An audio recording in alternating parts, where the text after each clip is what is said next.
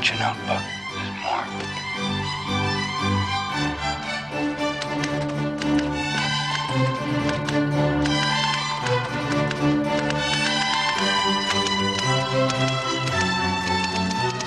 Welcome to episode 17 of CN Live. I'm Elizabeth Voss.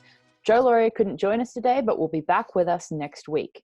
So as we head into the 2020 US presidential race, the public risks partaking in a form of elective amnesia when it comes to the stark reality of election interference as exposed in 2016. Tonight, we will revisit the corruption revealed to the public by the WikiLeaks publication of the DNC and Podesta emails, the DNC Fraud lawsuit that followed, and the races between Professor Tim Canova and disgraced former DNC chairwoman Debbie Wasserman-Schultz. All of these stories are interlinked and serve as a unique indication of what Tulsi Gabbard referred to recently as the rot in the Democratic Party, and each issue receives some form of media blackout, as well as being generally deflected from by the Russiagate saga. Tonight, we'll speak with journalist, activist, and veteran Niko House, Tim Canova, and the Becks, the attorneys for the plaintiffs in the DNC Fraud lawsuit. But first, the headlines. Rapper MIA was joined by Assange's father, John Shipton, fashion designer Vivienne Westwood, and author and anti-war activist John Rees from Stop the War Coalition at a protest in front of the Home Office in London on Tuesday in support of imprisoned WikiLeaks publisher Julian Assange. Speaking to those gathered for the demonstration, MIA said, quote, "This is not about me. This is about Julian Assange. In this time of fake news, he shouldn't have been the person who pays the price." Vivienne Westwood told the crowd that Julian Assange will die unless we set him free. She called Assange a kind, good freedom fighter for free speech and a political prisoner. The event followed on the heels of a warning from UN Special Rapporteur on Torture Nils Melzer, who stated that Assange's life is being put at risk by the oppressive conditions of isolation he is being held in while facing extradition to the US, where he faces 175 years in prison on charges of espionage. ABC News anchor Amy Robach was caught on camera slamming her own network for allegedly sitting on the Jeffrey Epstein story 3 years ago. In a video clip released by right-wing group Project Veritas on Tuesday, Robach is seemingly caught on a hot mic complaining to colleagues that her Epstein story was suppressed by network executives.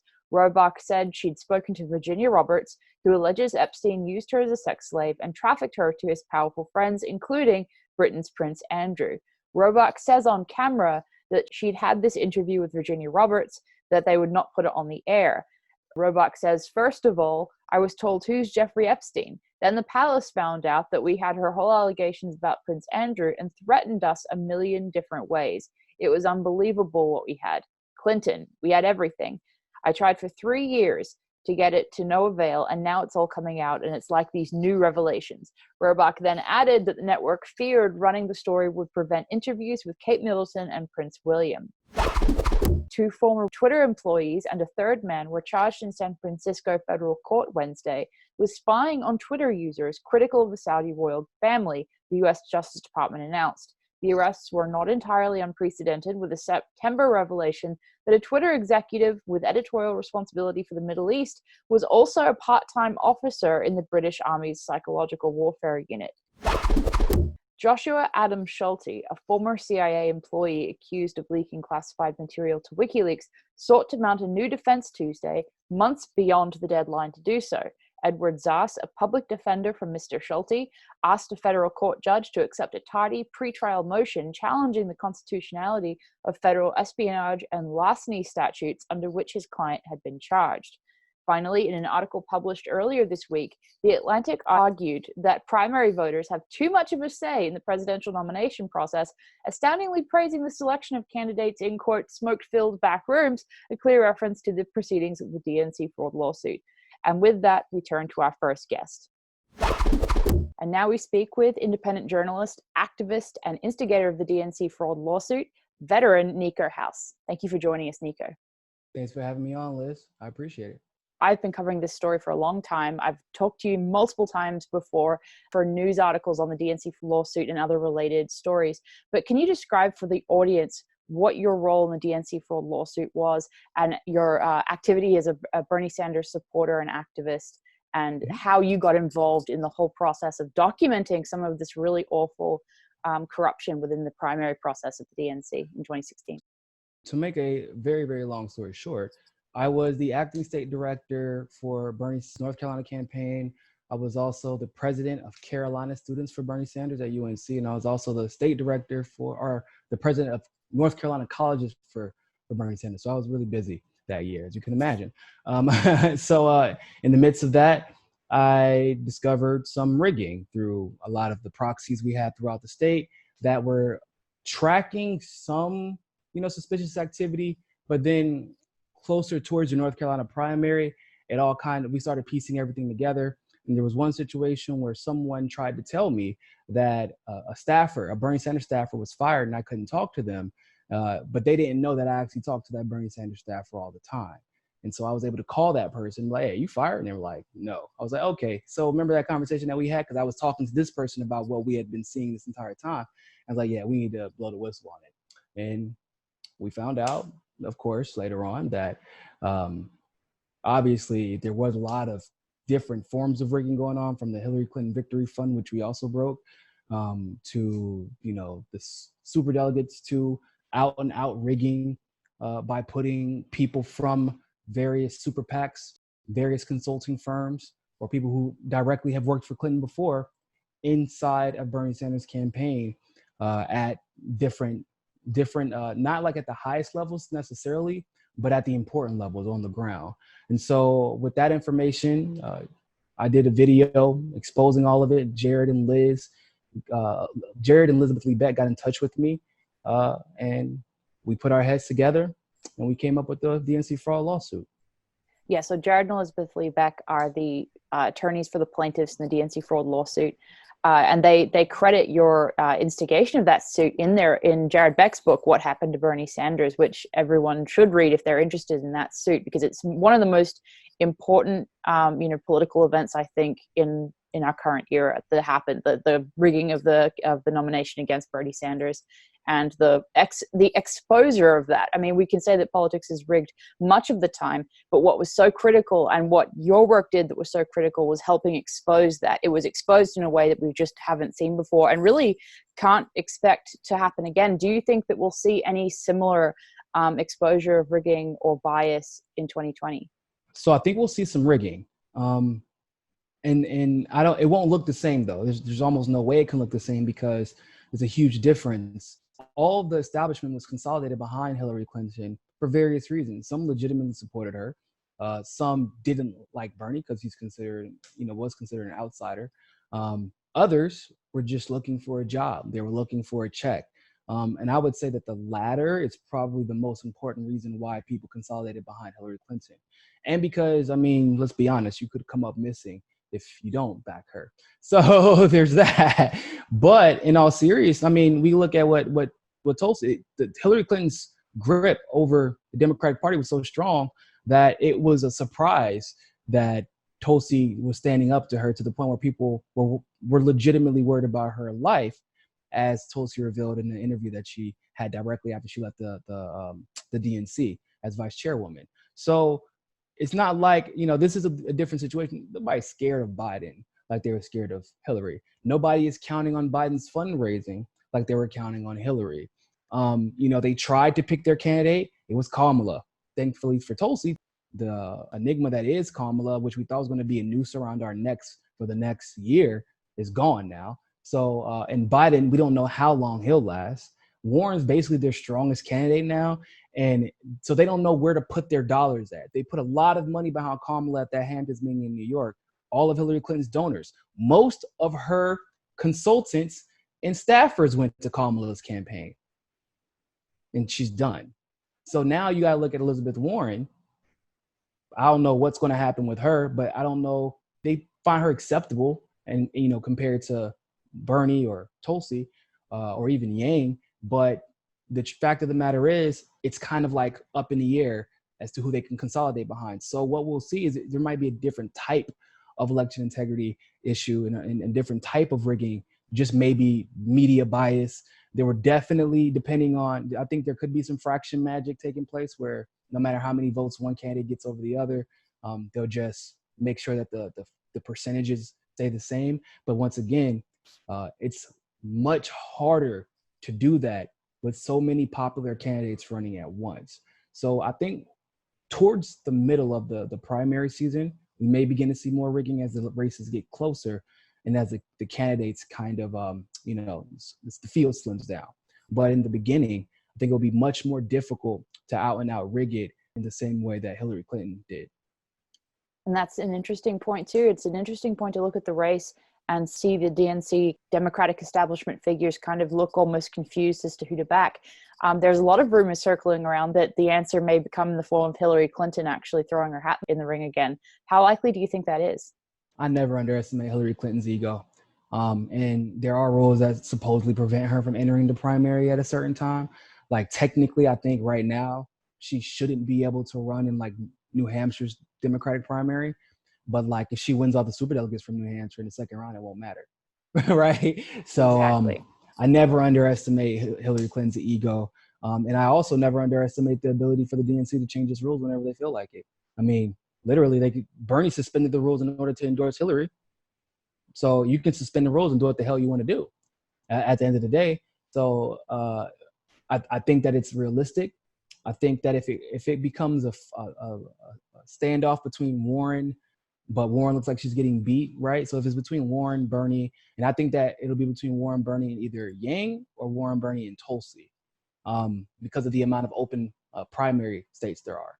And if Warren looks like she's catching a beating, Buttigieg can't win in most of the states. Like he's going to get obliterated in most of the firewall in the South. I don't know what option do they have left.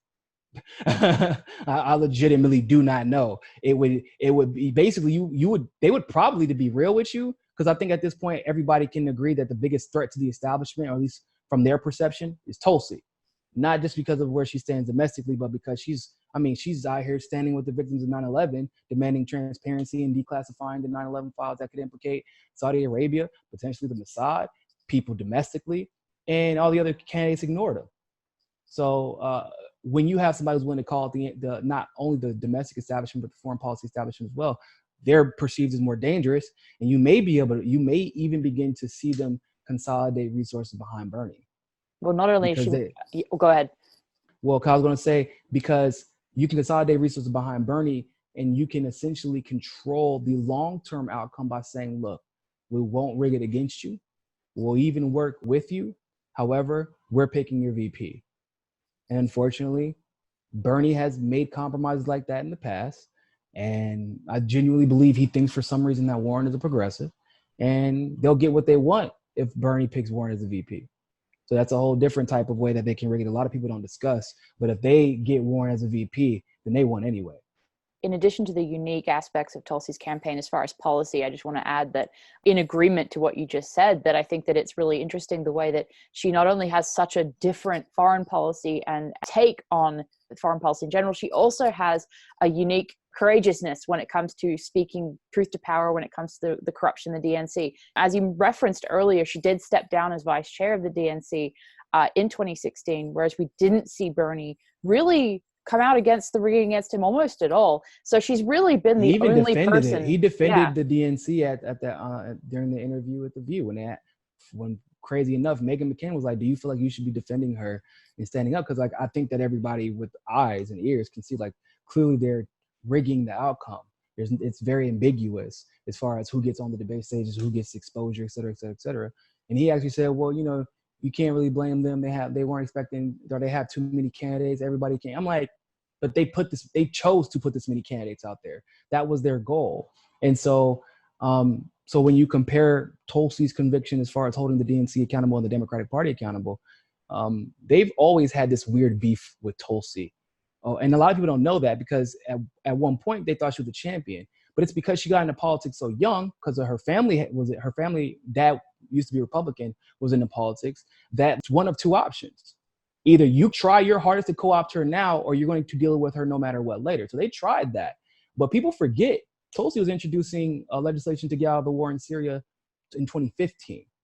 She was telling the world that we were funding Al-Qaeda and ISIS in 2015. Not in 2019. I mean, she does it in 2019 too, but in 2015. And so even with that, the conversation where they always try to throw out there, well, she's Islamophobic. And then when you ask why, they always point to that one interview where she says Obama would not call these radicals what they were. The context was because we keep calling them moderate rebels.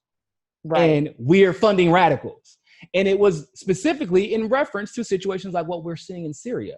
And that's the context that doesn't get discussed. So they try to portray her as demonizing Obama and then demonizing Muslims. But what it really was the conversation that we're having today, she was still having in 2015 and being smeared in 2015, just like she's being smeared today. So the DNC has always had an interesting bone to pick with Tulsi, although they celebrated her when, she first got elected to Congress, and, she spoke at the 2012 Democratic National Convention. She was invited to speak there.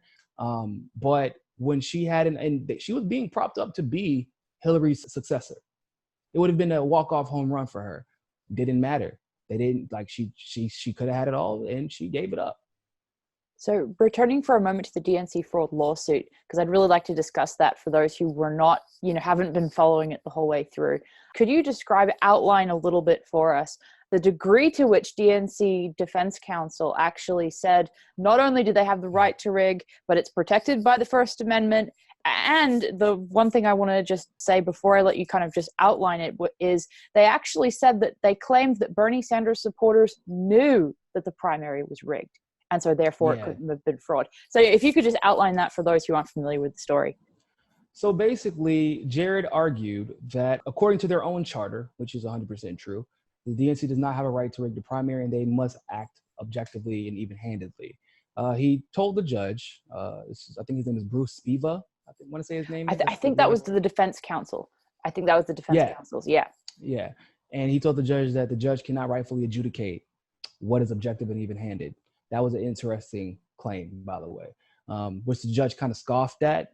As far as even in the dismissal for that one, he was like, "Well, you crazy? Like, don't tell me what I can and can't adjudicate. That's why I'm here."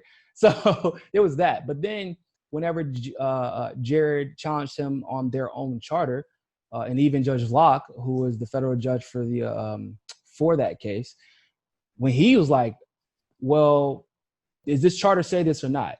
Yes, it does. However, we don't have to follow the charter, is basically what he said. And then he said that the DNC could pick who they want. So it doesn't matter who votes. He said, Bernie could win all the delegates. And if the DNC chooses Hillary Clinton, then that's what they choose. And that was their entire argument. And then he, like you said, he argued that we knew the primary was rigged. So in other words, he admitted that the primary was rigged. He admitted it in court that the primary was rigged, that we as Bernie supporters knew it was rigged. We had a feeling, we didn't know. But it was obviously later confirmed that in fact it was rigged via the WikiLeaks, via a lot of the other stuff that we had figured out at that point. So he argued this in court, of course, and funny enough, people like TYT actually defended him. They said that it was a sore losers, despite the fact that we actually started this lawsuit not knowing the outcome. We started this lawsuit long before California had even taken place. I think it was even before Illinois had taken place, if I recall. And so the race was by no means over. It was actually very, very, very close, but we knew that it shouldn't even have been that close based off of the exit polling and all the other stuff that had taken place. So, even if you want to talk about the amount of debates, if there was more debates that would have been had, it would have not even been that close, even probably with the rigging.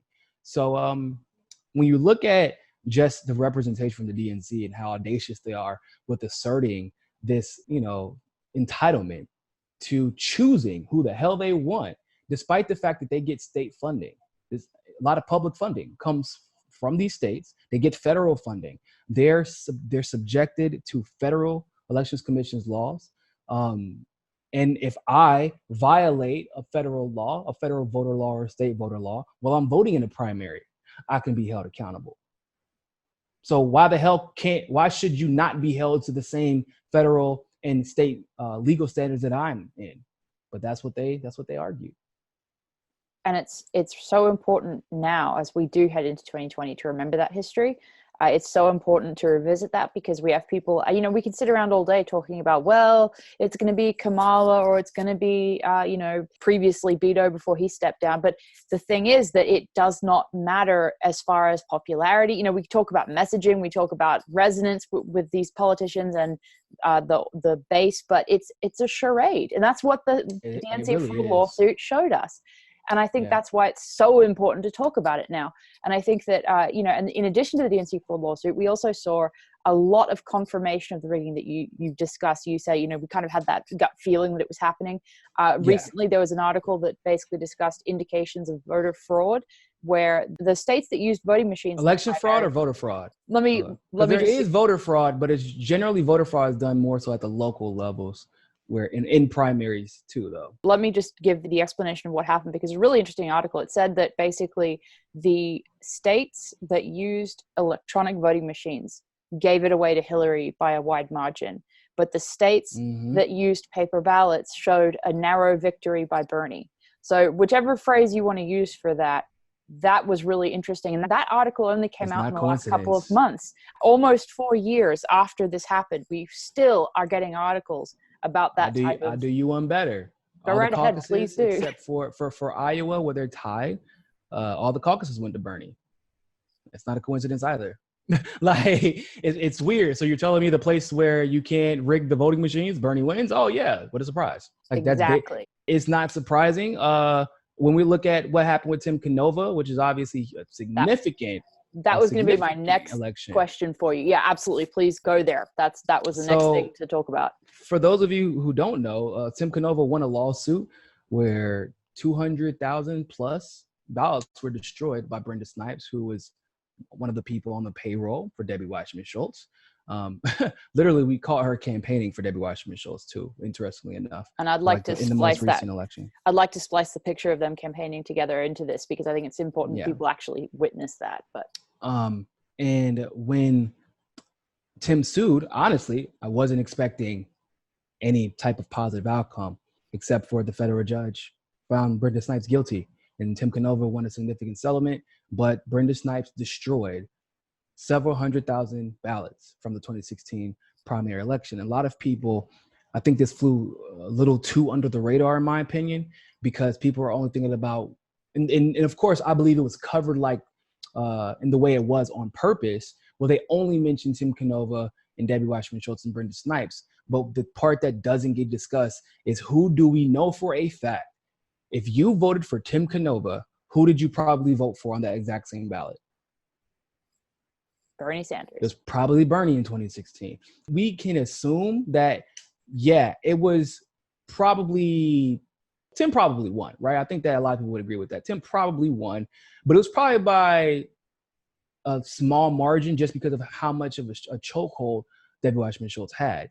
But I think the more important thing is whatever technique they use to rig it for Debbie Wasserman Schultz, because that district, a lot of people don't know, one of the largest districts in the country, and definitely the largest district in Florida. And so if Tim wins that district, Bernie wins that district, and if Bernie wins that district, he probably wins Florida.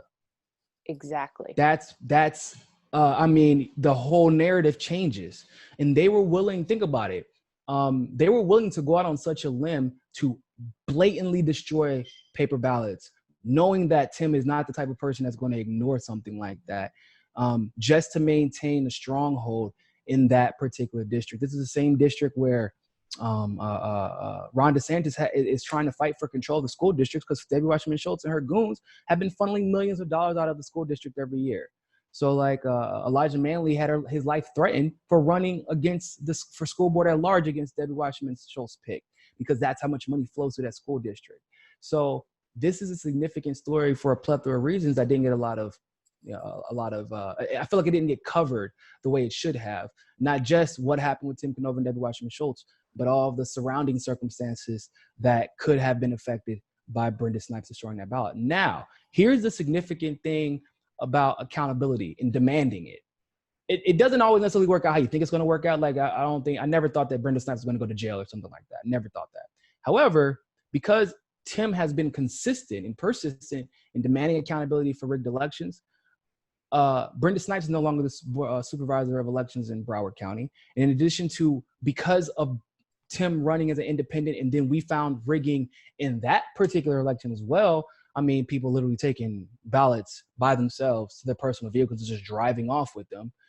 Another person, when she was counting ballots and moving them around, literally moved the machine in front of the window so that election observers couldn't see what was going on. And we got all this on video. And that's one of the reasons I also wanted to speak to you in this segment of CN Live, is because not only were you involved in the DNC Fraud lawsuit, but because you were a supporter of Tim Canova in both of his races, if I'm correct, you were a witness to a lot of this improper vote counting, improper vote transportation, ballot transportation. And so I wanted to also, though, back up for people who, because the mainstream media did not cover this story, don't even know what you're talking about when you say Tim Canova and Debbie Wasserman Schultz. And it may not be everyone, but there are probably a few out there who really don't know what we're talking about. So Tim Canova, tenured law professor in Florida, ran against Debbie Wasserman Schultz, who was the disgraced DNC chairwoman, of course, who resigned in 2016 because of the revelations of rigging against Sanders within the DNC. She was running for her the primary race for her congressional district in Florida in 2016. Canova ran against her in that primary race, and the outcome was pretty close, but Canova only narrowly lost as far as the vote count was concerned. He then I think it should also be mentioned that at that point, Canova had set the record for congressional candidate fundraising. So he had set the record. Bernie backed them. So. And that's really noteworthy, because he was coming from a place of being a relatively unknown figure in politics in Florida. Am I right in saying that? Yeah. So basically, definitely. So essentially, then you mentioned the ballot destruction. So Canova basically tried to look at the ballots to check them, because there were concerns about the vote counting process, the tally process.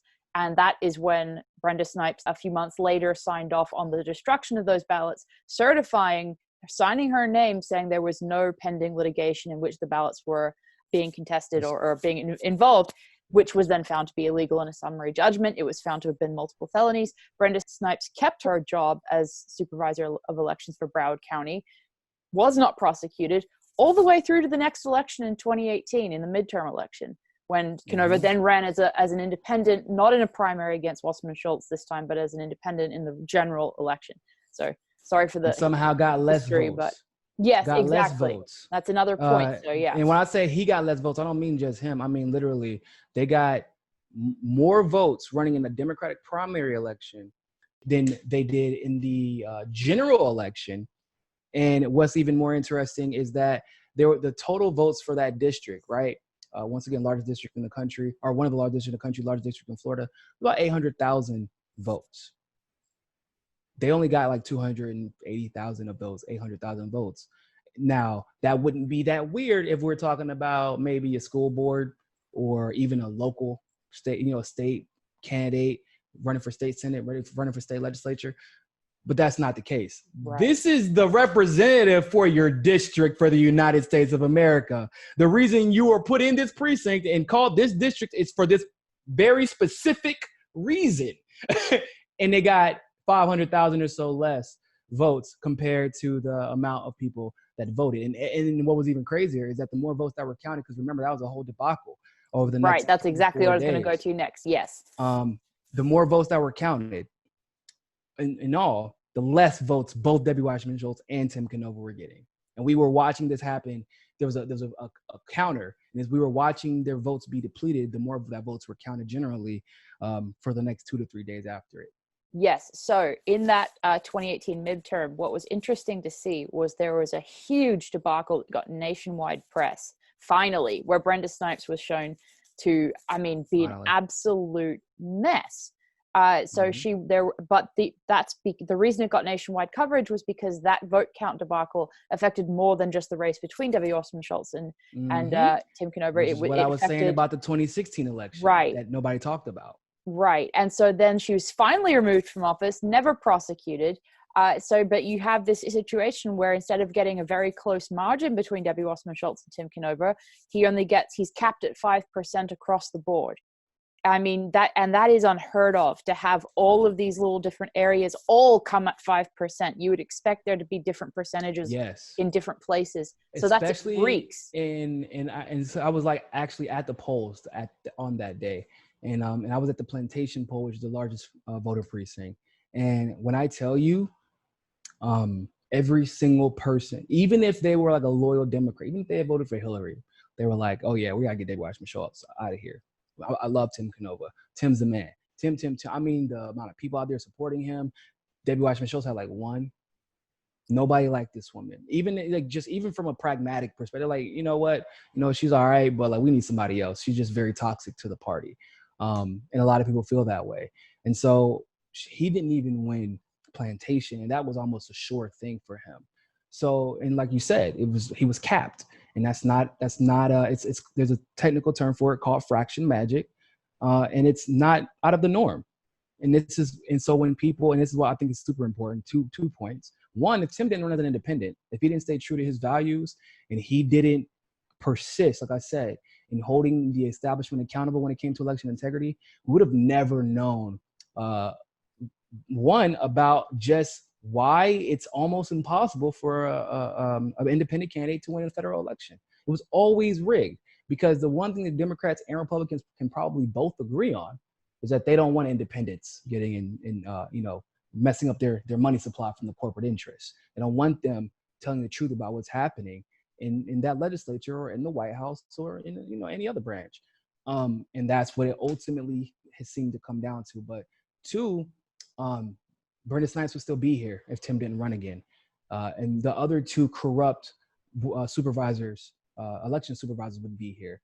But luckily, Tim's race exposed this corruption, and Ron DeSantis was able to act. And now we don't have to. Now we might legitimately have a better chance. So I don't know who took over Brenda Snipes' position, but I'm sure she's probably, whoever that person is, probably gonna be a little bit more. I don't know. I might not actually want to engage in that type of behavior if it's going to garner national attention, because Tim is about to run again. So let's see what happens. Absolutely. No, and I think it's really important to remember how important those races the two races Tim ran, and then the revelations by WikiLeaks, all three of those things are completely unique aspects of the last few years that I don't, whether Tim runs again or not, those situations were entirely unique and revelatory as to the real corruption and rigging that happens in these processes. And as you mentioned, it's not just Democrats. I mean, we had the GOP led Senate just block a bill that would have mandated paper ballot backups in case of election voting machine malfunction. You talking about the one in the federal one? Yes. Oh yeah, no, that's a bad bill though. That's a bad bill. Well, interesting. How is it? So that's the bill. I want to make sure that I'm not misspeaking, but this is the one that was pushed by Amy Klobuchar. I think they call it like the Secure America's Elections. However, the problem is that's a worse version, a neoliberal version of Tulsi's actual election integrity bill that was introduced after Tulsi introduced her bill, and then they voted on that bill while Tulsi was at the Miami debates. They voted on their bill, that Amy Klobuchar pushed, and then introduced that. They got passed in the House. Once again, Tulsi wasn't there, and that's why they passed it without her saying anything. And by the way, they did this entire thing behind Tulsi's back. In other words, they put that entire bill together behind her back, specifically because Tulsi's bill was so damn good, integrating blockchain technology, paper backups, voter verified paper ballots, all that stuff. And it's not perfect. It can always get better, but she leaves a lot of room for the states to include further, just checks and balances tweaking. When it comes to whatever is best for the state. And that's not what Amy Klobuchar's bill does. Amy Klobuchar's bill basically leaves it so that the biggest decisions are made up to the party that is in charge at the time. Wow. Of that individual state. But that's fascinating. I'm glad you've educated me on that point. That's wonderful. But the one point I did want to make about the Republicans and their role in some of this is to say that, between 2016 and 2018, when Brenda Snipes was found in the summary judgment that Canova was granted to have committed these various felonies in the destruction of ballots, and correct me if I'm wrong here, but I believe it was Republican leaders and authorities that did not prosecute her. It wasn't just Democrats You are who 100% are correct. responsible for not prosecuting her. So Tim has spoken about this often. In fact, GOP people, some of the elites, were like, "Look, we want to help, but we can't," and that's because Rick Scott. I mean, not just Rick Scott, but Rick Scott at the time and other high-ranking GOP officials, they need Debbie Wasserman Schultz in Florida because of how big that district is, and they know that. And let's be honest, one of the reasons that this immigration detention center for kids out here in Homestead is here is because once again, that wasn't the Republicans. Debbie Wasserman Schultz helped to make sure that got pushed through, and of course, it was Republicans and a few members, believe it or not, of Donald Trump's cabinet are profiting off of this particular immigration center. So it's not a Democrat or a Republican thing. I got mad the other day when Bernie went on Twitter and tried to pretend like it's Republicans alone who want to rig this election and suppress votes. And that's one of the reasons that I actually ultimately decided to endorse Tulsi. I mean, clearly she's given me a plethora of reasons since then, but the election integrity is my number one issue. And I feel like I've never felt like supporting Tim Canova was a waste of time, despite the fact that I knew that likely he would not win by the definitions or how the establishment defines victories, because we've always learned something. We've always gained something from Tim Canova racing, because I know that he wasn't going to stop racing after that final buzzer went off. He was going to figure out what happened, how did we get to where we're at, and how to hold somebody accountable if there was rigging. When Tulsi is ultimately faced with the same decision, I don't have any doubt in my mind that she's going to fight for every single vote. Shit, look what happened when Google tried to test her. Now they're in a lawsuit for $50 million, and it's looking like they might damn well lose that lawsuit. You know, I don't know if they'll have to pay out $50 million, but I damn sure know that it's not looking good for them when one of their own employees leaks that leaks the exact way that it was done, that she was blocked. The leaker from Project that came out on Project Veritas, the Google leak, yeah, he wrote an open letter to Tulsi explaining exactly how they were able to do that. So it's not looking good for them, but you can't know if you're going to win if you don't fight back. You can't know how corrupt the system is unless you challenge the system. I think that even with the DNC fraud lawsuit, I'm pretty sure we're about to have to go. They're weighing as to whether or not they're going to have to appeal again. But even still, just the information that Bruce Spiva said, like, we don't have to do shit that y'all want to do. We can pick whoever we want to. That information alone was worth pursuing the DNC fraud lawsuit, because that let everybody know, oh, that's how they think about us. All right, okay. Even Bernie running and losing, there was a victory in that, because there was at least he was trying to hold the establishment accountable, and everybody in this country finally started like, hold up, who is this establishment he keeps speaking of?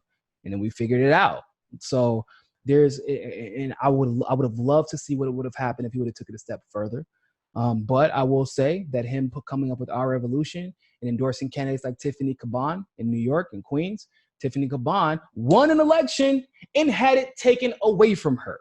Won very clearly and decisively, and then they woke up the next day, oh damn, all these provisional ballots hadn't been counted.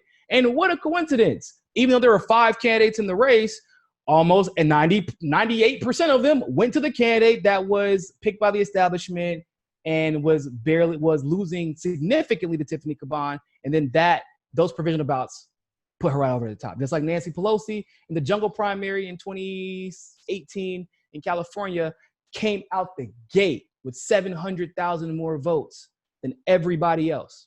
Like, nobody else had one. She had 700,000 that came from early voting and provisional ballots. Dianne Feinstein came out the gate with like 1.2 million votes in that jungle primary. Nobody else had one. Like, seriously, bro.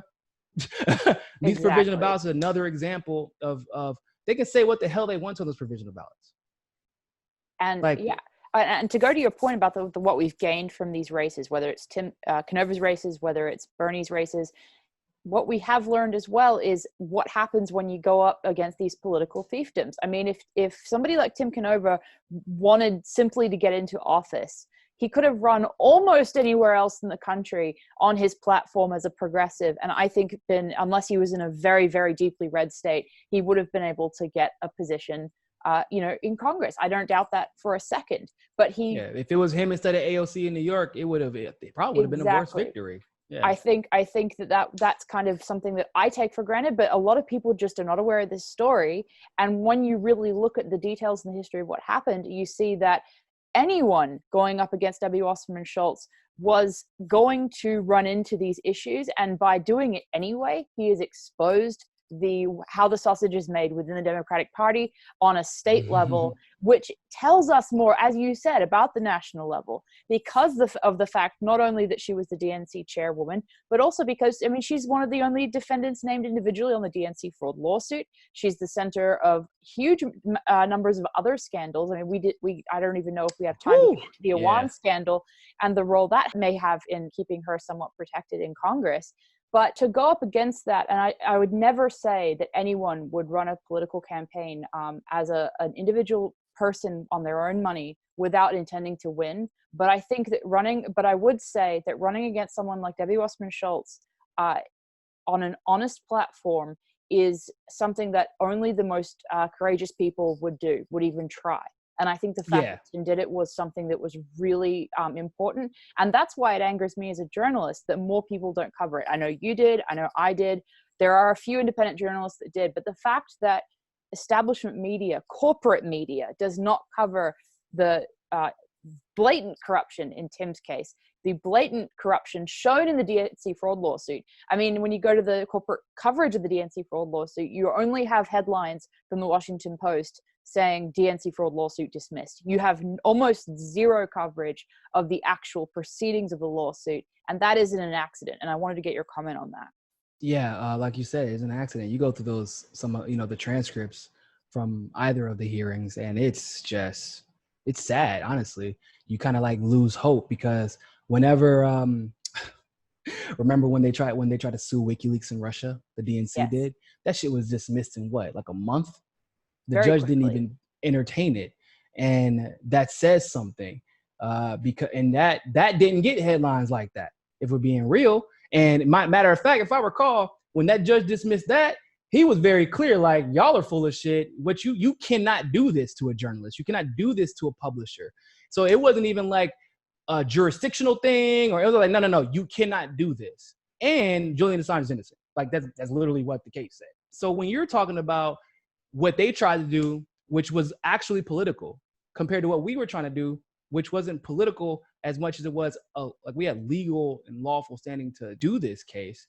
And they went up to all the details to say, well, this was dismissed for their case. This is dismissed, but here's all the important facts about the case that you should pay attention to. But then in our case, they're like, oh, just a bunch of sore loser Bernie fans who are pissed they lost, and that's it. And that's how they cover it. And it is what it is. Luckily the mainstream media is losing a lot of its ground. I feel like now if the DNC fraud lawsuit came kind of reemerge, it would be probably more popular now than it was back then. However, it was the catalyst to people forget. I know we like to think that, we always knew about the rigging, but people were really not catching on to the election rigging until around March or April, whenever we started, the forming of the DNC fraud lawsuit. And so from that point forward, the chips fell where they may. Bernie or Bust came out. We had the protests and the rallies in Philadelphia. So we got to put lipstick on that pig and show everybody exactly what the DNC was. And if nothing else came out of that, that's it. I feel like that's just the best thing that came out of this, is that I feel like Tulsi isn't as far along as she is unless people were not pissed off at the rigging. I feel like Bernie wouldn't even have a chance this time around, because if we never discovered the rigging, or if it never became a huge topic of discussion,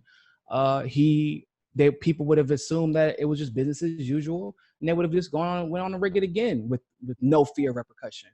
Now there is this hesitancy now, and because of that, like I said, people are really, at the end of the day, looking for jobs. They're looking for a paycheck. and they're going to go where that money is. Bernie has some Hillary people, former Hillary people. Hell, the former editor-in-chief of Think Progress, which is Center for American Progress's publication, is now his campaign manager. But according to Fies, even though I would consider him a little bit on the neoliberal side, I do believe him when he says basically there was nowhere else for anybody who even thought about progressive policies to go before 2016. And it's a different world now. So that I am thankful for, no matter what the outcome is. Thank you so much for joining us, Niko. I really appreciate it. And I hope that we will speak again, because this is something that has not, as you say, it's not going to go away. This is something that we're going to have to keep reminding people of as we move towards 2020, because it has such a critical bearing on what we'll see, the results of those races in the Democratic primary and potentially in the general as well. So, we're just getting started. Thank you. Thank you.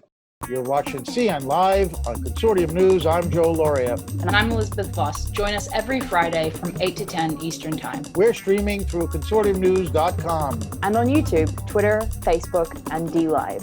CN Live. Your weekly insight into the news. We're joined now from Florida by Professor Tim Canova, who ran against disgraced former DNC chairwoman Debbie Wasserman Schultz in a congressional primary race in 2016, and again as an independent in 2018. Tim, welcome to CN Live. Thank you, Elizabeth. Nice to be with you. Thank you. So to start things off, can you just outline your story for any of our viewers who, thanks to the media blackout on your case, might be unfamiliar with it? Sure. I'm a law professor here in South Florida. And in 2016, I jumped into the Democratic primary against Debbie Wasserman Schultz. She was then not just my local congresswoman, she was also the chair of the Democratic National Committee at the time. The campaign kind of went viral. We raised almost $4 million, all online from over 200,000 small donations with an average donation of $17. We poured much of that money back into the district. We had 4 field offices. We were employing a lot of people full-time, field organizers, volunteers. We probably had over 200 folks a day knocking on doors in the district. At the peak, we were knocking on more than 12,000 doors a week. And we also had a very aggressive phone banking. We were calling about 3,000 or more people a week. And those voter engagements were all input into the minivan voter database, right on the cell phones, the smartphones of the volunteers and the field organizers. So our final field numbers were tremendous, and it was the experience we had at all of the early voting sites and the election day sites that we were moving ahead. It certainly looked like we were poised to have a big upset victory. And not by a small amount. The final field numbers really showed us crushing Wasserman Schultz at the end. It wasn't that surprising. Wasserman Schultz had gotten caught up in all of the scandals of the DNC. Bernie Sanders had endorsed me. That was a big lift at one point. And when election day came and the polls closed, they almost immediately announced that Wasserman Schultz was the winner by 13 percentage points. I should also mention that the day before the election, very mysteriously, the local NBC6 television station here up on their website had a preview of the day to come, of the elections to come, and all of the races were zeroed out because none of the votes had been counted yet, except our race mysteriously had Wasserman Schultz ahead by about 13 percentage points, with what they said was 69% of the votes counted. And we never got an explanation from NBC what that was about. Anyway, it was very fishy. The final results were, I had election experts calling me almost immediately, telling me don't believe the results. They were crunching the numbers, analyzing it. There were all kinds of statistical anomalies that they didn't believe. So I never conceded defeat. I put in a public records request to inspect the paper ballots. Here in Florida, we have a very good, what we all thought was a very good public records statute, and also a state constitutional right for all citizens to inspect public records. Well established that paper ballots are public records.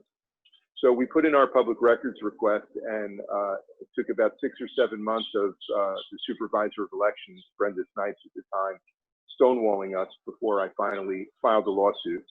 And 3 months into the lawsuit, at the discovery phase, Brenda Snipes ordered the destruction of all the ballots. That's violations of state and federal law. statutes that have criminal penalties, including felony penalties. She not only destroyed the ballots, but she hid that fact from me, from my lawyer, and from the court for more than 2 months. She ultimately admitted to the ballot destruction in sworn videotape depositions, and the judge, the circuit court judge in our civil lawsuit to inspect the ballots, granted me summary judgment, ruled for us, and ordered that Broward County had to pay my attorney's fees, which were, I think, around $150,000. I can't remember now. I certainly didn't see any of that. In fact, I expended a lot of my own money through the course of the whole ordeal, you could say. So we'll never really know what the real results were of the 2016 primary, and Brenda Snipes was allowed to resign her office, and she's on a $130,000 a year pension right now. There's still almost 2 years left in the statute of limitations, and we're hoping that there will be some prosecutors at either the federal or state or local level that'll step up and do their jobs. And it's been rather frustrating that, this is an open and shut case on a silver platter, tied nice and neatly with a bow. I mean, when you get Snipes admitting to the ballot destruction in sworn videotape depositions and a Florida Circuit Court judge ruling that she destroyed the ballots, you really don't need to do much investigating. They should be prosecuting her and trying to get her to sing and tell the prosecutors who else was involved in this ballot destruction. But we certainly have some circumstantial evidence that Wasserman Schultz was well aware of what was happening in our lawsuit and was encouraging Brenda Snipes to resist the production of the ballot. I should say during that 2016 election, as WikiLeaks showed, the Democratic National Committee was surveilling, monitoring our campaign. I decided to run against Wasserman Schultz in 2018 as an independent, and about a week or two before the election, before the November 2018 election, there was a Republican news outlet, the Floridian Press, that published a report that there was a Republican poll that had us in a dead heat with Wasserman Schultz at 34% each, with the Republican candidate at 13% and 18%, I believe, undecided. Now, we had heard rumors that there were polls out there, Republican polls, that were showing the same thing, that Wasserman Schultz had what they call a low ceiling, that she couldn't break out of the low 30s, and that her unfavorability rating was getting close to 60%. The second campaign, we raised a lot less money, and I didn't want to spend money on polls. We never thought the polls were very accurate the first time around. We thought our final field numbers were much more accurate.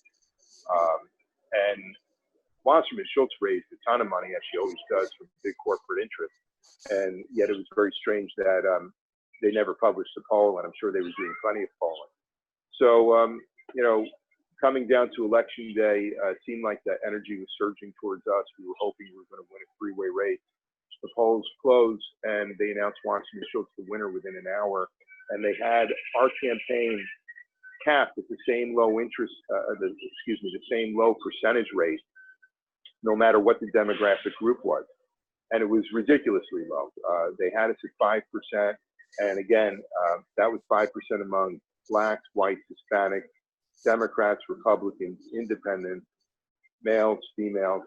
And, the experts who analyzed the data said this was just impossible. In fact, one of the nation's leading experts in computational science, distinguished professor with Homeland Security Department clearances and you name it, he said it was unlikely, those results were as unlikely as winning the lottery every day for a year. And there were other anomalies that were going on. In addition, we had videotape that a volunteer had taken at one of the election sites, the voting sites, that showed cars pulling up and just offloading satchels filled with ballots and putting them onto a rental truck. No chain of custody of the paper ballots. We had every reason to believe that they could have just been destroying those ballots and had a fake set of ballots already printed out. We never asked to see the ballots after 2018. We wouldn't believe what we saw anyway, and it would have been very expensive to try to go through that entire process again.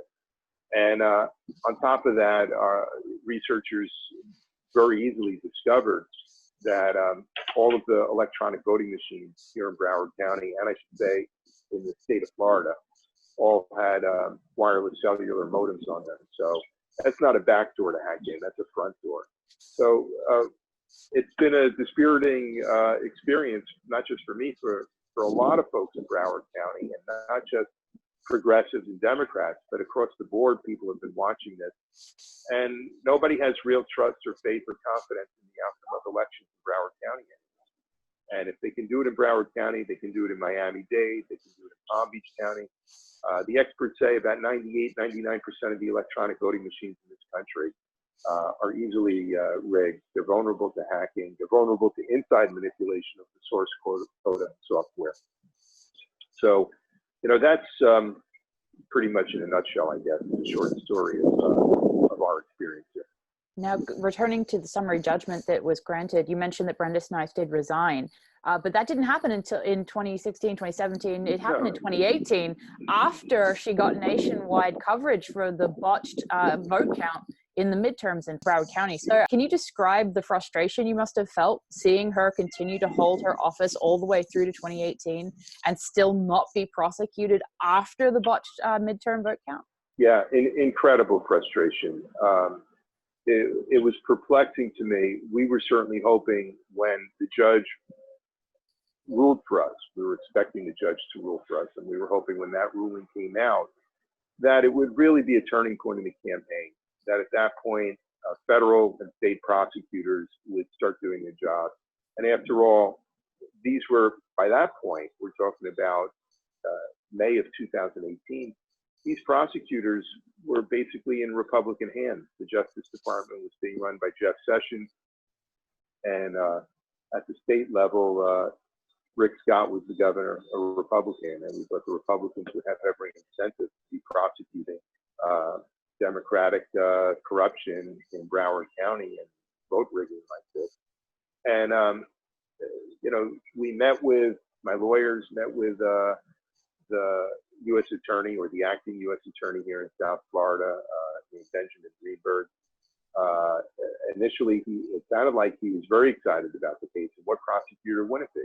Again, an open and shut prosecution, a high visibility case. And Greenberg went up to Washington, D.C. for a week of meetings at the Justice Department. And the word we have it is that Rod Rosenstein, who was then the Deputy Attorney General, killed the investigation or killed the prosecution. Greenberg came back, and that was the end of it, no prosecution.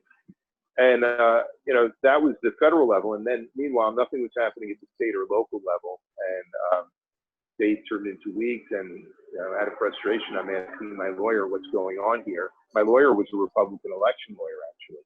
He was with me from the pretty early in my first campaign. I had tried to find a Democratic election lawyer, and there were none that could be trusted. They were all conflicted out. They all had pretty much done some kind of work for Democratic National Committee or the Hillary campaign or the Florida Democratic Party. But I had a great lawyer, and he got back to me, and he called me up and said he had done some digging. He had talked to a bunch of folks in Broward County, Broward Republicans. He said, Tim, none of them are going to help. They're not going to prosecute, and it's because they have the same friends as Debbie Wasserman Schultz. I'm like, what do you mean by that? Well, turns out what he meant was they have the same financial backers, the same lobbyists, the same political consultants. You know, at this level, it certainly seems like it's one political party with two public faces. And I thought about dropping out of the race at that point. I figured if they could not just rig an election, but destroy the ballot so openly and get away with it, of course, they'll just do it again. But I was convinced to stay in and to try to reveal as much of the corruption and to try to reveal how exactly they're doing this election rigging here. And I think our second campaign did show that. It really showed how the electronic voting machines themselves are so easily rigged, and just the pitiful, well, lack of chain of custody, not just of the electronic voting machines, but the paper ballots as well.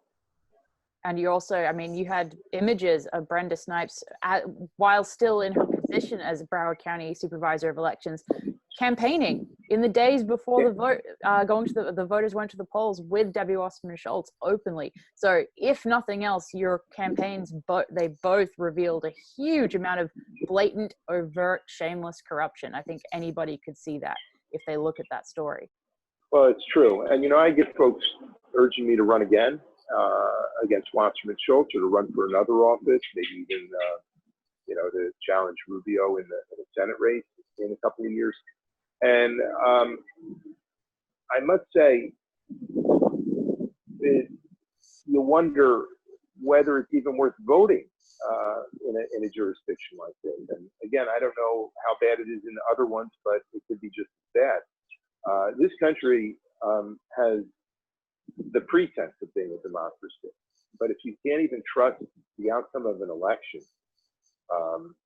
something's seriously wrong. And I've come to believe, like many others have, that we should ban these electronic voting machines, as they've been banned all over Europe, because they are so easily hacked. In fact, at the recent DEFCON conference in Las Vegas, which is the largest gathering of hackers and government election officials and activists, the experts assembled 100 electronic voting machines, and every single one of them was hacked into in no time at all. So we need to replace these machines with a system of 100% hand-marked paper ballots that are counted by hand in public. And until we do that, it's a kabuki show. It's not much of a democracy. Absolutely. And unfortunately, that's what the conclusion that a lot of people are coming to, both in light of your races, in light of the corruption in 2016 against Bernie Sanders that was shown by WikiLeaks. And I wonder, how effective it is to even try to get the, mandated paper ballots hand counted in public when you have, articles like that, the one published recently by The Atlantic, that was arguing overtly for less democracy in primary races. I mean, with that, in that type of culture, how far do you think the argument for paper ballots is going to get?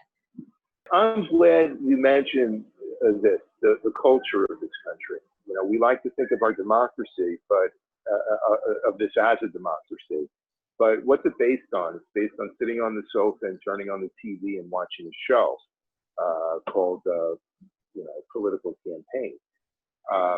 It's very much of a top-down authoritarian culture where you go into the voting booth and you're just supposed to have faith that your vote is counted properly.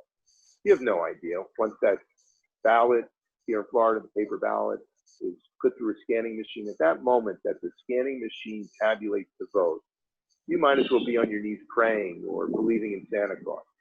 And then you have a mainstream media that just repeats the election results like they were handed down, by God to Moses on Mount Sinai. And if you question it, then you're a conspiracy theorist and all of this nonsense. And so that gets you looking at these media corporations. And, I don't have to tell you, 6 gigantic media corporations now control 90% of the media market of broadcast TV, cable TV, print media. They have no journalistic ethics whatsoever anymore. It's really a top-down culture, and it's a corporate culture. And I don't know what it's going to take to change things in this country. Of course, speaking the truth and programs like your own are very important. And I think that's all we can really do at the end of the day, is just keep speaking the truth and not be silent. Thank you. So do you think that, the people that are out there really campaigning for Bernie Sanders, for Tulsi Gabbard, looking towards 2020, what do you think that support base is going to do, assuming that Bernie Sanders, Tulsi Gabbard, and other progressive candidates are outright cheated again by the DNC in 2020? What do you think the reaction is going to be? Yeah, my guess is it will splinter. Some of them, maybe a third will fall into line and get behind Joe Biden or Elizabeth Warren, or whoever the Democratic beneficiary of all that is. And maybe a third will end up voting for Donald Trump. A bunch of probably want to vote for a Green Party candidate or even a Libertarian, but probably a good solid plurality of it won't vote at all. When you look at the election results from 2016, Donald Trump got 63 million, Hillary Clinton got around the same, maybe a bit more. And those who didn't vote or register and could have, 106, 107 million. I mean, that's a plurality of this country doesn't believe in the system anymore. On some level, you know, maybe they have enough information to know it's rigged, or maybe it's visceral. They just feel that their vote doesn't count at all. That's the kind of system we have. It's terrible. Yeah, and I also want to get your thoughts on the difference it will make in 2020. Now that we can assume that there will not be a similar type of publication that we saw in 2016 from organizations like WikiLeaks with their publication of the DNC emails and the Podesta emails. We can assume we won't see that in 2020. So, you know, while it might be just as rigged, we probably won't have that direct evidence. And I think for Bernie supporters who might be cheated, that will be even more invalidating, and disheartening. And I think that will, you know, really cause more problems moving forward. It really seems like the Democratic Party is imploding. You know, the Democratic Party does not seem to be trying to beat Trump in 2020. They really don't. They seem to be more interested in preventing a progressive becoming the nominee for the Democratic Party. Well, I agree. They're trying to prevent a progressive from being nominated, and at the same time, they're doing all they can to push the focus away from whatever the Bar Justice Department and the U.S. Attorney Durham are up to. I think the Democrats are not just pushing impeachment because somehow they're, you know, being pushed there by Alexandria Ocasio-Cortez, a freshman. I think they're pushing impeachment at the same time because they're very worried. The establishment, from Joe Biden on down, are very worried about the kind of criminal investigations that are underway right now.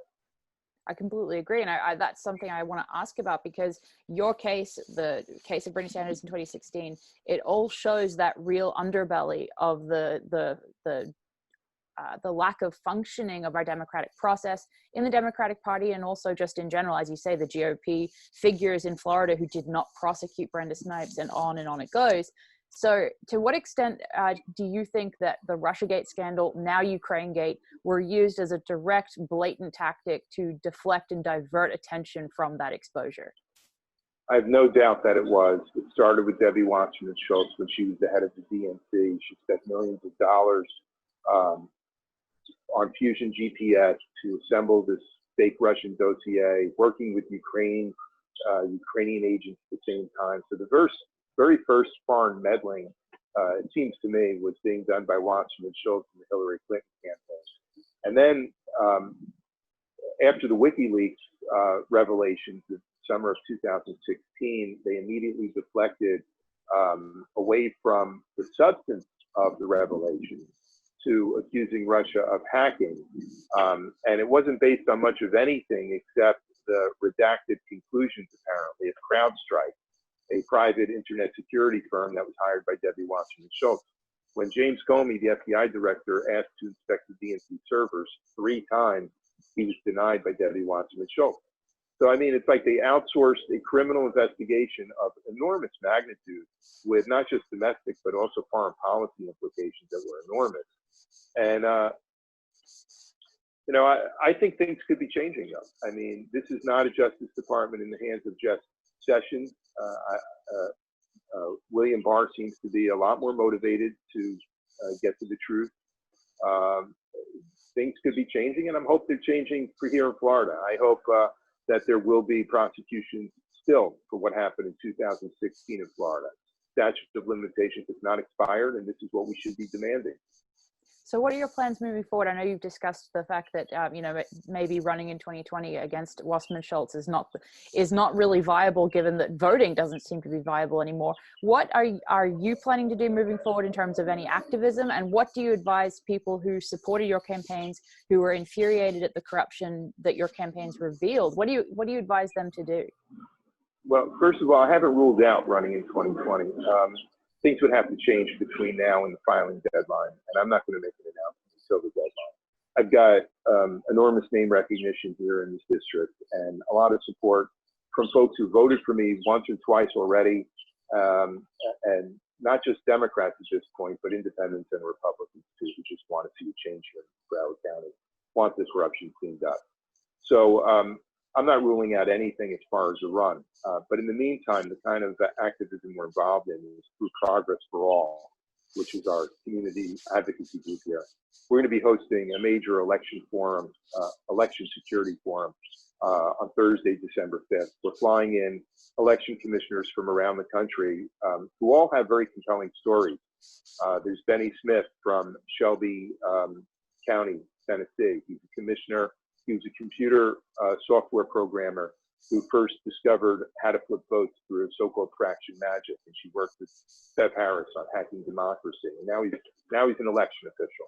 We've got Virginia Martin. She's the Columbia County, New York election official, election commissioner, a Democrat who works with her fellow Republican election commissioner, doing a 100% hand count audit of all the paper ballots every election.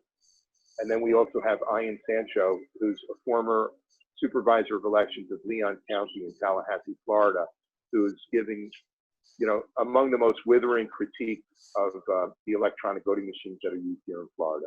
And the idea that, well, if you have a close election where you got to do a machine recount, that the machine recount would be legitimate. That it's the same garbage in, garbage out, using the same software on the same machine.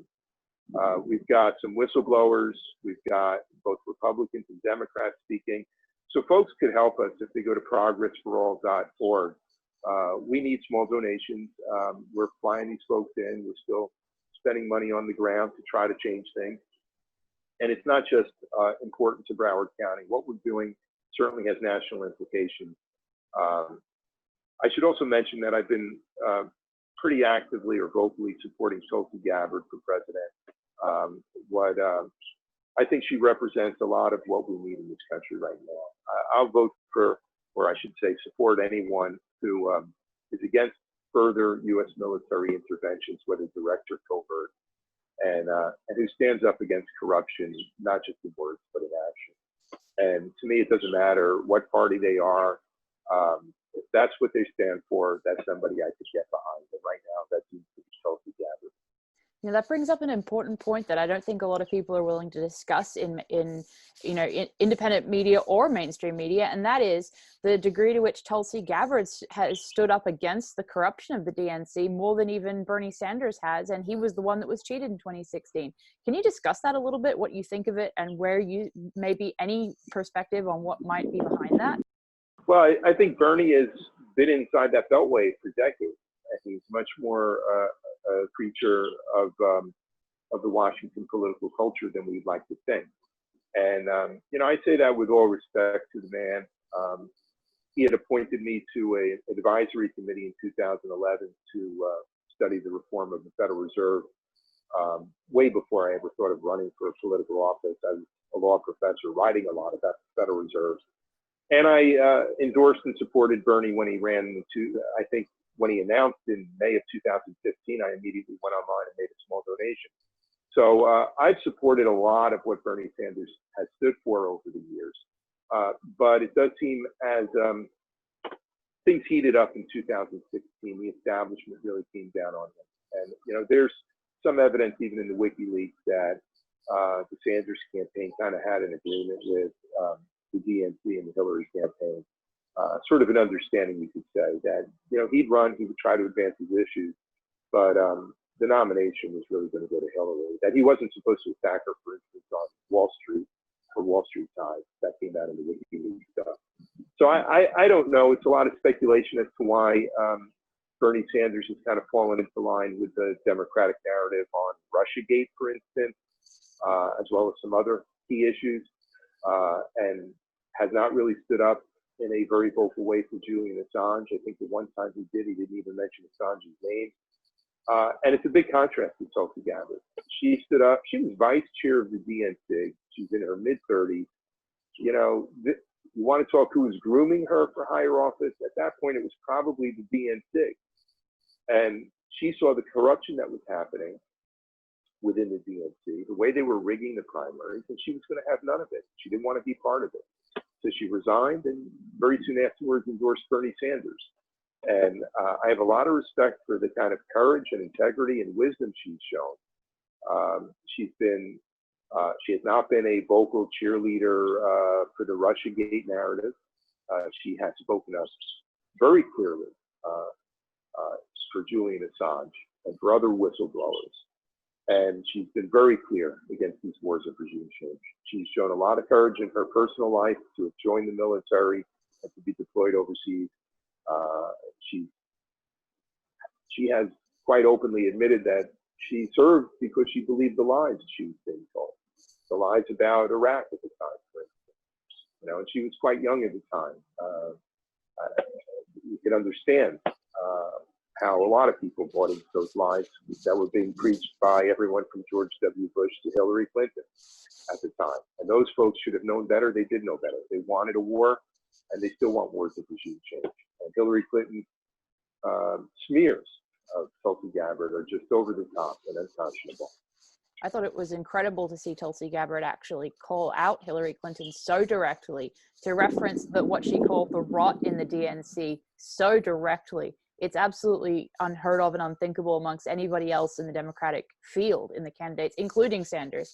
It really is mind-blowing to see the way that she's willing to call out Kamala Harris for her history as a prosecutor and on and on.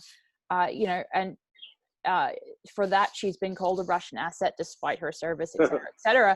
I don't want to get too much just into talking about Tulsi Gabbard, but I do think that it is important that at least someone in that field is talking directly about these issues rather than pretending it doesn't exist. And it'll be very interesting to see what her reaction is when the votes start being counted to whatever form of election rigging takes place. It'll be very interesting to watch. So are there any other issues we haven't covered that you'd like to? I'd just like to open it up to just talk about anything that you think is important to add, especially regarding elections, election integrity, and that type of issue. Like for example, the voting machines. I'd like to actually return to that for a second and just ask you to explain, because I mean, you mentioned that they're proprietary software, but I don't know that everyone listening will really understand what that means, why that's so significant. And the fact, differentiating the fact that votes and ballots should be able to be viewed by the public, yet proprietary voting technology means that you can't know how those votes were actually counted. Yeah. And we're going to go into a lot of this in the December 5th published forum that I mentioned. We're going to live stream it. We've got a film crew there that want to make a documentary out of it. So again, I do urge folks to go online. First small donations our way of progressforall.org. When we had serious doubt about the outcome of the 2016 primary against Watson and Schultz, how could we verify the vote? There were very limited options. Paying for an expensive inspection of the paper ballots was about our only option. And of course, as I already described, they simply destroyed the paper ballot. If you want to inspect the software of the electronic voting machine to make sure that the software has not been rigged, manipulated in any way that's going to flip the vote, that's going to count votes more heavily for Watson and Schultz and, take votes away from me. There's all kinds of ways you can do it. In fact, the election security experts tell me it would have been a simple matter of altering 4 or 5 lines of source code, and you can steal the election and basically have any result that you want, program it in. But if you want to see that software, you're not allowed to. It's proprietary, which means it's the private property and trade secret of just of the electronic voting machine vendor. One of the biggest vendors is electronic software and systems. Election software and systems, ES&S. And when you start looking at ES&S, it's not a giant corporation.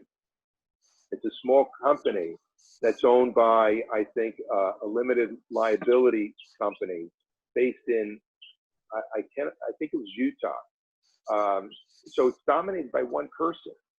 It's mind-boggling. It's not a publicly held corporation. It doesn't have, you could say, the kind of disclosures to the Securities and Exchange Commission that a publicly held corporation would.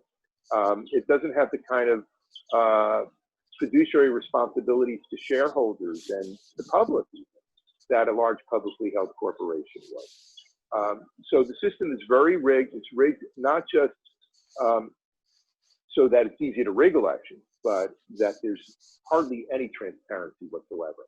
So it very much relies on the ignorance of the general public and the blind faith and trust of the American people.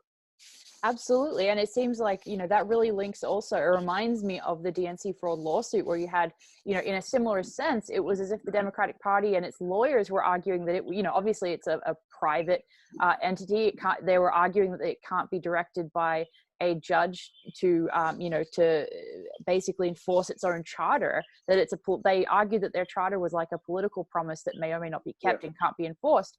And I wanted to ask you, to what extent the DNC fraud lawsuit, which obviously was regarding the campaign of Bernie Sanders, but Debbie Wasserman Schultz, who you ran against, was the single individually named defendant, excuse me. And I wondered what relationship the DNC fraud lawsuit had, if any, to your campaigns, or how it informed you, or anything along those lines as you moved forward through 2016, 17, and into 2018. Well, I think it was revelatory in the way you just described. I was watching the lawsuit like anyone else. I was a contributor to the Bernie Sanders campaign, small donations. I made several.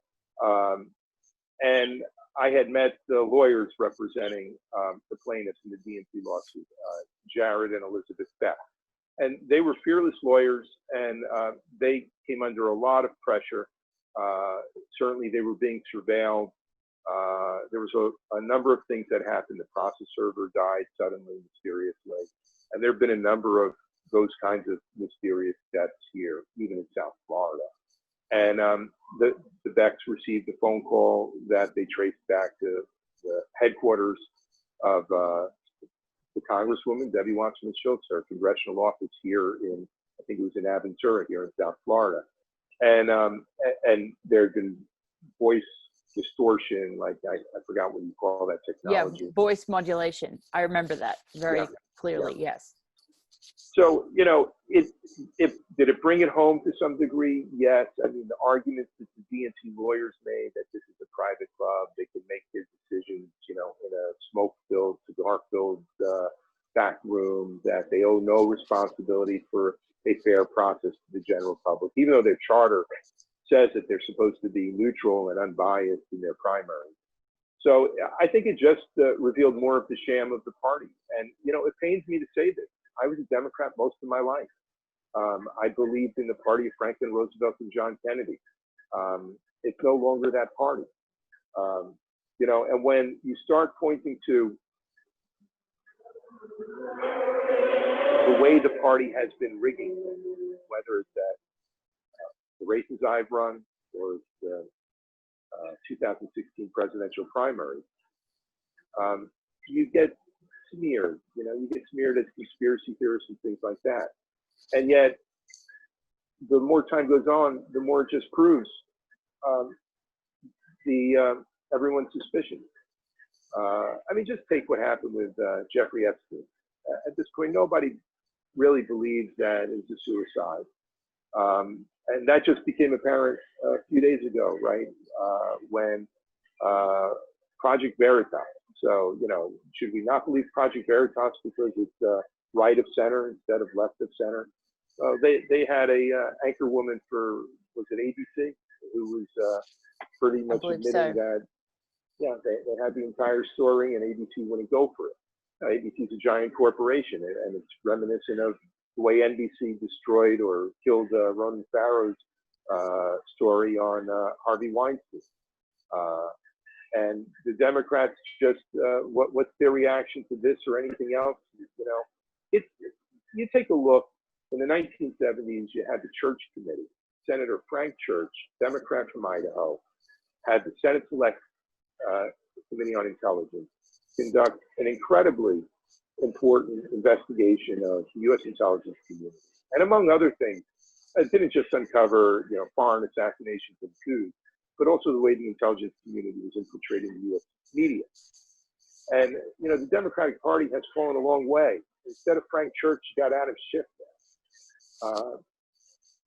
It's just amazing how far this country has fallen and how much truth and justice is needed right now. Definitely. And I think what's so important about the last 3 and 4 years of the Bernie campaign, the revelations by WikiLeaks, the DNC Fraud lawsuit, and your campaigns, all 3 of those major facets have really revealed to history this corruption. I would say in a similar way that the Church Committee did. I think it's our current era version of that. And I think that the reason it's so important to revisit these things that have happened since 2016 and onward, when we go into the 2020, presidential election cycle, is that, like the Church Committee, we won't see these type of revelations again. We aren't going to be given this type of information over and over. And so the way that the Sanders campaign was cheated, the way that was exposed, the DNC fraud lawsuit that came from it, and the corruption that was shown in your campaign, all were interlinked in this extremely unique way, and that's why it's so important to remember. Well, thank you for remembering it. It's not ancient history. And like I said, over 200,000 folks around this country made small donations to my campaign. And for some of them, that was a big sacrifice. I'm getting handwritten notes and checks from elderly people around the country, where $5 and $10 meant something. People apologizing that they didn't have the money to make a $10 contribution. They were having trouble paying their bills. Our campaign, was such a grassroots effort. And those are the, we the people were cheated. And,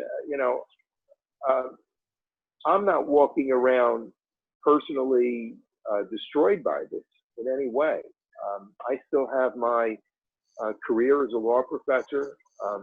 I still have my integrity and my mind, and I understand what's happening. But these are crimes against democracy. These are crimes against the American people. And they're recent crimes and they're ongoing crimes. And they need to be investigated and they need to be prosecuted. And the last thing I want to ask you before I just open it up again to anything else you'd like to talk about is the role of I know we've talked about the media and the fact that it's owned by a very few people, but what role did the media play in censoring and blacking out your campaign and the corruption it exposed, as well as the corruption exposed by DNC leaks and all of those other subjects that we've been talking about in this interview? They played a tremendous role. They were locked and loaded when I announced I was running again for the 2018 election. And they came out with a coordinated series of articles smearing me. I had been critical of the Sable Trail pipeline here in South Florida. Well, actually, it's a pipeline that goes from Alabama, Georgia, into North and Central Florida. And for that, and I had also been supportive of efforts to ban fracking in the state of Florida. Whatever you think of fracking in Pennsylvania or Texas, I don't know the ecology of those areas as well. But here in Florida, we've got a shallow water table of limestone. There's no protection. If you start having fracking and pipelines all over Florida, you're sort of playing roulette. A lot can go wrong. Well, one of my tweets praising the Miami-Dade County Commission for a unanimous resolution to ban fracking in Miami-Dade was apparently retweeted by a purported Russian bot. And who knows? I mean, these could have been bots paid for by Debbie Wasserman Schultz and the DNC. And that kind of activity is now becoming more apparent. They did that. The DNC paid for purported Russian bots to intervene in the Alabama Senate race a couple of years ago or a year ago. So I was the subject of smears, that I was somehow a tool of the Kremlin because, of my environmental views. And there's no doubt that this was a coordinated kind of smear attempt. The media here, this corporate-owned media, has been lockstep propping up Wasserman Schultz from the beginning and throughout the entire past couple of years. So it's they won't report the ballot destruction. They won't report anything that undermines Wasserman Schultz in any way. It's very much a shameful, disgraceful record of the media here in Florida. Yeah, and nationally. Go ahead. And nationally, and I should say, for all of 2016 and much of 2017, our campaign here was greatly aided by the cable media. I was being interviewed on MSNBC and CNN and Fox News very regularly. It helped get our word out. It helped boost the campaign tremendously.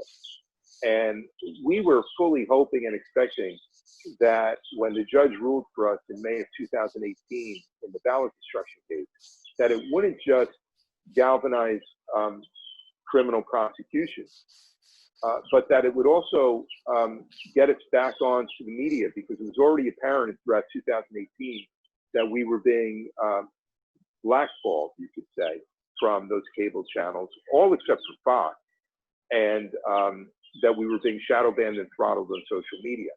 Well, there was a change that occurred when the judge ruled for us in May of 2018, but it wasn't the kind of change we were hoping for. Suddenly, I got banned everywhere, including Fox. Fox didn't put me back on until November of 2018, when the Florida's governor's race and the race for U.S. Senate both crashed and burned in Broward County, and suddenly everybody on Fox News wanted to know who Brenda Snipes was. But the media got into lockstep. You start questioning the voting machines, and suddenly you'll be airbrushed out of the media completely. And arguably, that is one of the biggest obstacles between, these events occurring and change to stop and prevent them continuing and happening again. If the public doesn't know about this blatant corruption and the way it has been demonstrated and exposed out in the open, then nothing will happen.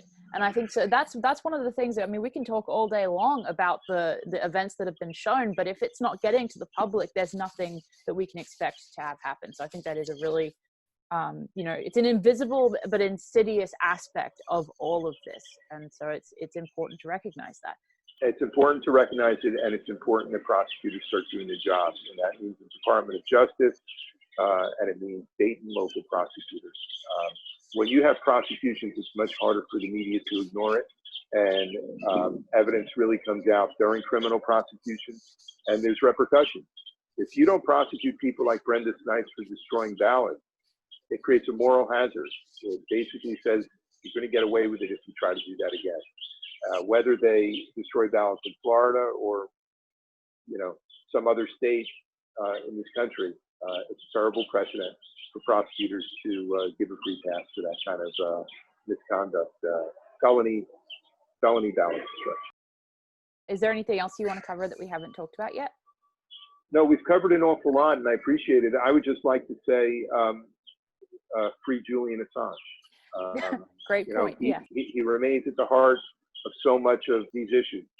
I have so much respect for what he and WikiLeaks have done throughout the past decade or more.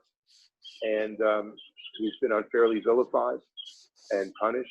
And, my hopes are that this will change. I pray for him. I worry about him. And we should all be remembering Julian Assange. Whether people agree or disagree with his views is besides the point. He's somebody who's been trying to give a platform for whistleblowers to have transparency so that we know what our government is up to and what private forces are up to as well.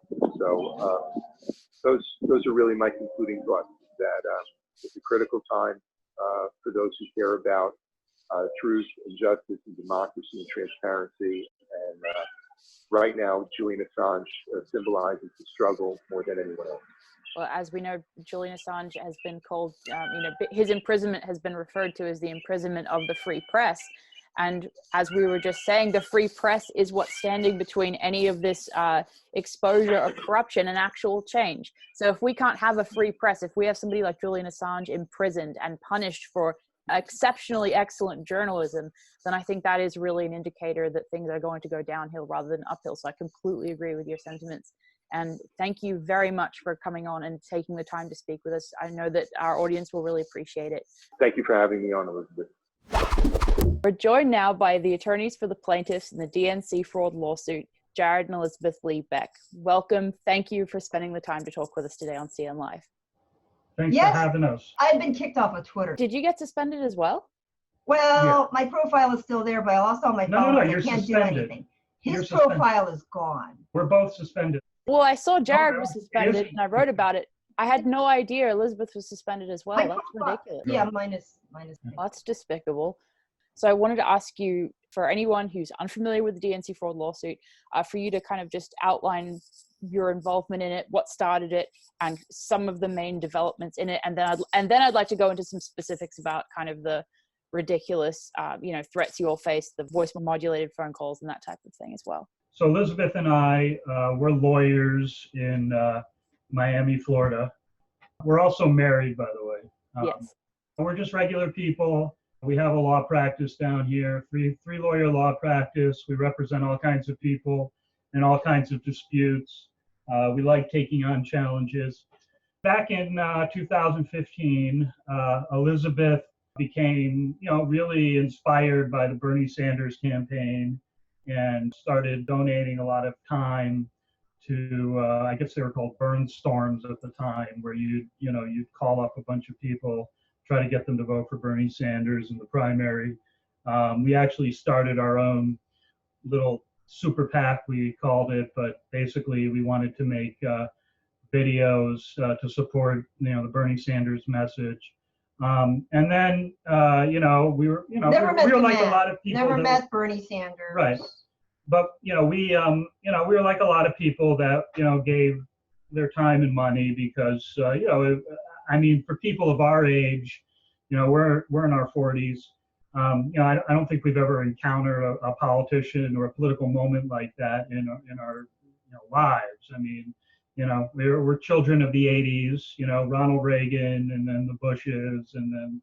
I voted for Obama, but right. I was fairly young. No, but the frauds that turned out to be Clinton and Obama and all that. So, this was maybe a little moment of, political hope that entered our lives along with a lot of other people. We got a very hard lesson in the reality of American politics as we watched, Bernie Sanders get completely defrauded and robbed by the rigged primaries. As lawyers, we fielded a lot of calls from very angry people who, felt like us that we were totally robbed and defrauded by the 2016 primaries. So we decided to do something about it, and we filed a lawsuit against the DNC and Debbie Wasserman Schultz. We filed it even before the WikiLeaks stuff came out. This was totally based on Guccifer 2.0. Some really weird crap happened in the course of the lawsuit that I still haven't really gotten my head around. Not just the unsolved murder of Seth Rich, but the mysterious death of our process server who Elizabeth hired to serve the complaint on the DNC, that being Sean Lucas.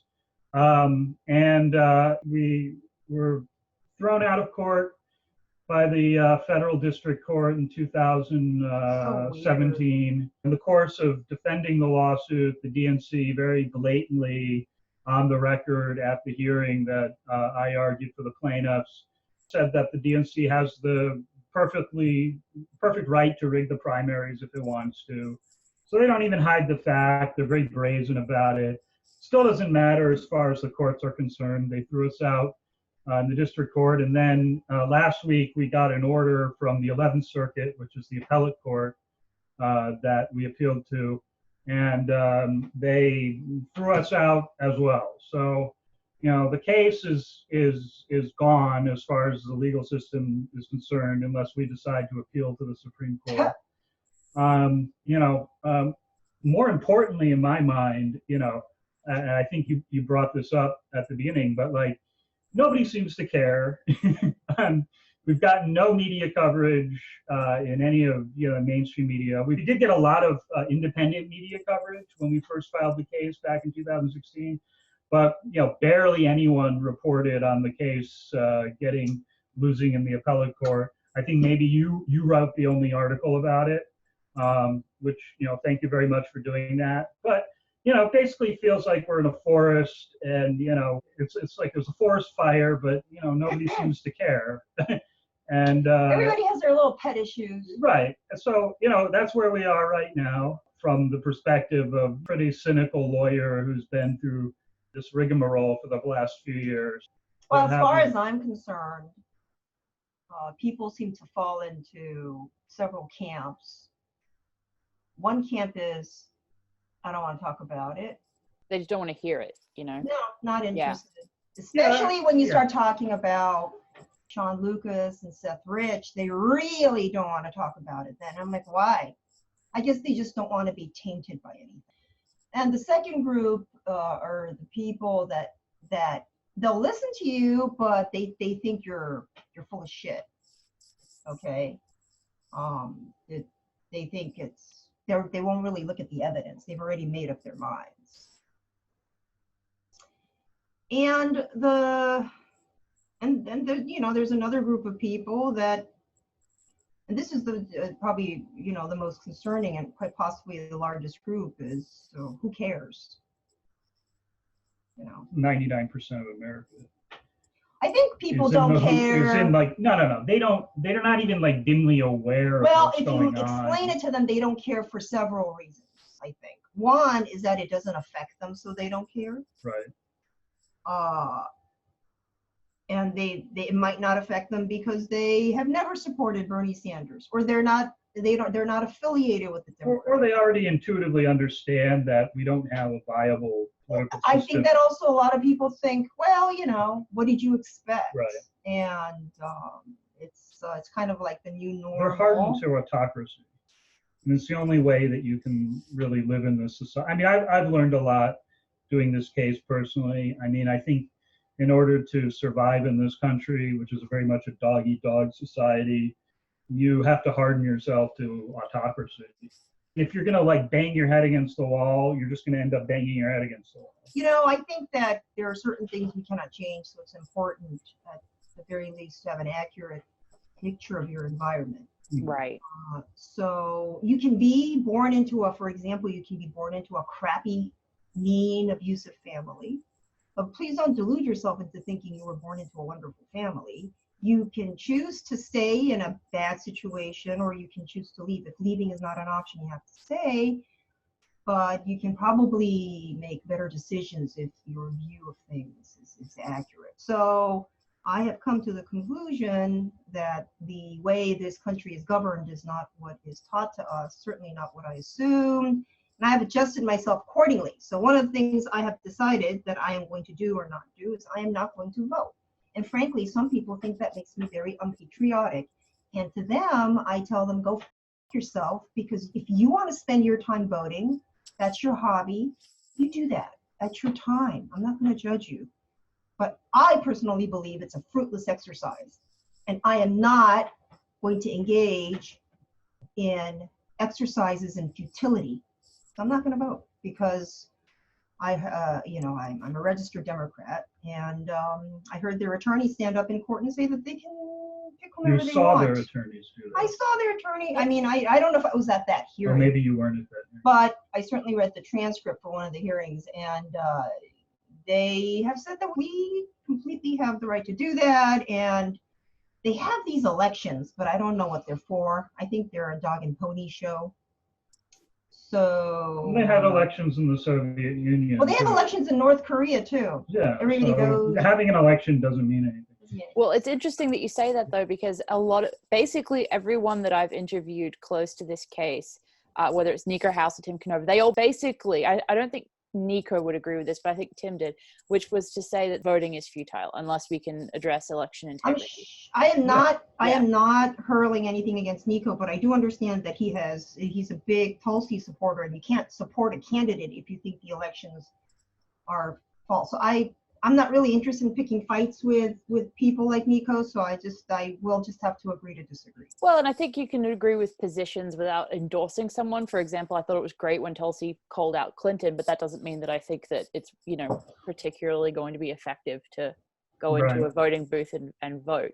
But so to return to the actual lawsuit itself, for those, again, who have been affected by this media blackout, can you explain the arguments that Bruce Spivak and DNC Defense Counsel made, both in terms of the cigars in back rooms comment, and also in terms of the fact that they argued that the right to rig was basically protected by the First Amendment?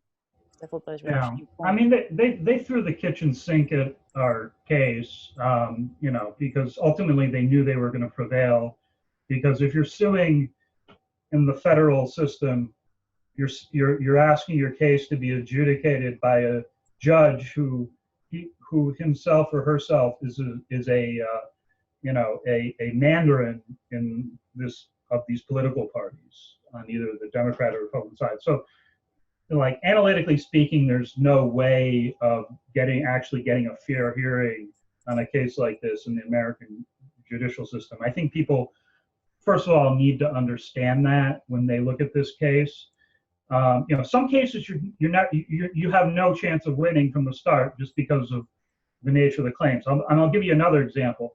There were many tobacco lawsuits in the 1950s that were filed by smokers who came down with illnesses, and they went nowhere because the country wasn't ready at that time to hear the argument that tobacco companies were killing people. Now that changed, They couldn't believe it. 30, No. 40 years, hold on a second.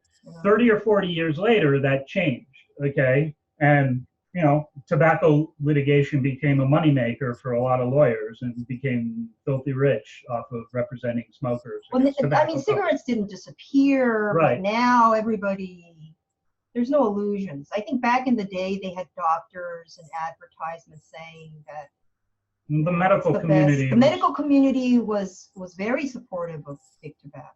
It's just one example. You can give a lot of examples where, just the position of a certain industry within American society determines how the litigation is going to go. In our day and age, the political parties have absolute power as far as our democracy. So you can't actually sue a political party, right. So, because you're basically suing, an all-powerful entity. So another way to think about this is it's not so much the case in state court. State court judges are elected locally, but federal judges, they're not voted in, they're appointed. I can tell you that any federal judge, certainly in this day and age, they're either for the Republicans or the Democrats. They go down party line. They're a patron of one or the other. They receive patronage from one party or the other. It's not because they're smart. It's not because they're wise. It's not because they go up there and people think, wow, they're going to judge in a very, very fair way. It's a patronage system. It's a two-party patronage And let me just add a little more to that. I mean, Elizabeth and I, we went to law schools where, the actual process of becoming a judge starts. I mean, it starts, at elite law schools with these law students that get clerkships with these judges, and they're folded into the system. So if you want to become a federal judge, it actually starts very, very early in your legal career, and you just like you would in the Soviet Union or China, you would ingratiate yourself to party elites. You show yourself to be a loyal executioner of party ideals, and if you make the right moves, you become a judge. So these are the people that are going to be judging whether a case against the Democratic National Committee for fraud should go forward. So it makes so you everybody wonder, has to keep that in mind. So either a judge is going to be very partial to the DNC, or they're going to have an axe to grind. It's going to be one or the other. Now, I'm not saying that there are certain types of cases that cannot be adjudicated in federal court, obviously, but anything political, due to the nature of our judicial appointments, I think. Yeah, but that's the tragic thing about this, is it's not a political case. It's not a political case. That's why it we really filed. Makes me mad. Hold on a second. That's why it was pled the way it was, which was on the basis of the fact that our clients gave money. Okay, right. Let me put it to you this way. If it was just the fact that votes, were not getting counted and it was like a rigged election process, I would, part of me would say, okay, well, what's new? I mean, vote rigging has been going on in the U.S. forever. This is sort of, we have a really crappy election system. Anyone who studies American history knows that. But we've reached a stage now where we're actually defrauding people out of their money. Because when Citizens United was passed in 2010, the Supreme Court came out and said, in that decision, basically, screw voting. Voting means nothing in our political system. The act that really matters is the giving of money to candidates, and it should be, the doors should be opened as wide as possible on that, because that's what the First Amendment allows. Okay, once you do that, you've endorsed, you haven't run away from the influence of money in politics. You've embraced money in politics and said that this is American political life. Give money, give money. And in fact, that's what we are now as citizens. People don't want your votes, they want your money. Okay? That's why you get these emails and these texts, and social media is filled with all this jibber jabber.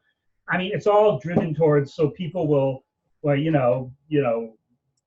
click on their Act Blue or whatever, and send $5 to Tulsi here, $10 to Andrew Yang here, $50 to Bernie Sanders here. It's just money circulating, and then that money enters into the party ecosystem and it gets spread around, and these people make a lot of money. I mean, that's what our political system's turned into. And I think that there was a 2014 Princeton study that completely agrees with that statement, that said it's all about money, that the mass opinion does not matter anywhere near as much as the influence of those who have the most wealth. So Correct. in voting, the idea is that one person goes and casts one ballot. The thing with money is you can donate $5 or $50 or $500,000. Right. So now one person has a great and undue influence. Right, but and that's the point, is once you accept the primacy of money in the American political system, then me, you, people like us, we're nobody. We might as well, as far as the political system is concerned, we do not exist. But wait a minute. We're as good as like roadkill. The only people that are actually playing politics are people with very, very deep pocketbooks. Everything else is just chatter in this direction. Okay. So I didn't personally agree with Citizens United, but the Supreme Court has spoken, so that is the system that we have.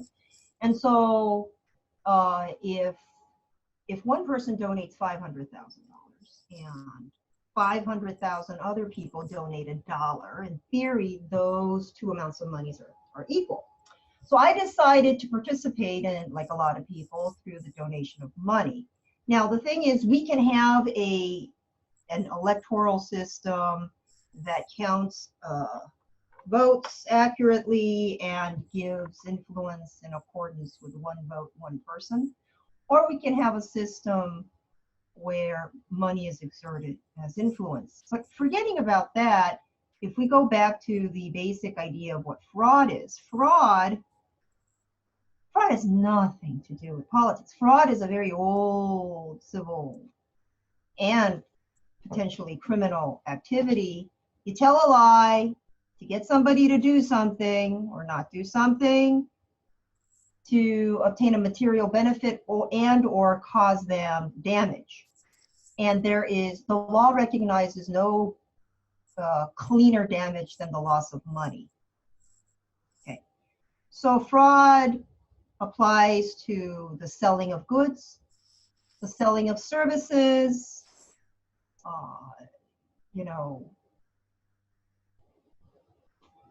in financial transactions, anything where there's money changing hands, there is a potential for fraud. And it's not limited to any type of business, okay? You can have fraud by charities. You can have fraud by corporations. You can have fraud by individual people. You can have fraud done by banks. Okay.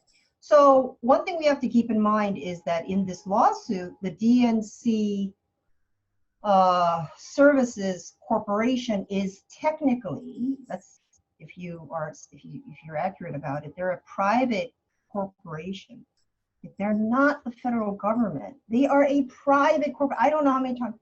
It's just a private corporation. Maybe a nonprofit, like a hospital, right? Hospital, nonprofit, corporation. They get sued all the time. Okay? So that's not a reason to insulate the DNC from a civil action. But a hospital is one thing, but the DNC, because they are one of the two major political parties, and every judge seeks if they want to become in the federal system, I guess they seek patronage from one or the other. I don't think any lawsuit that can potentially threaten the DNC, although they do seem to do a really good job of shooting themselves in the foot as a political party, is really going to go anywhere, I think. And that's what I realized, is that our legal system has severe deficiencies when it comes to handling certain types of cases. Well, that was one of the things that your case, your suit exposed, in addition to the rigging that was basically defended by the council. You exposed, in my opinion, at least, both that judicial failure as well as the corruption in the party itself. Do you feel that way? No, I don't. And I don't, because I think, I mean, as a matter of like historical record, it may be true, but I just don't see like, I mean, to say something exposes something,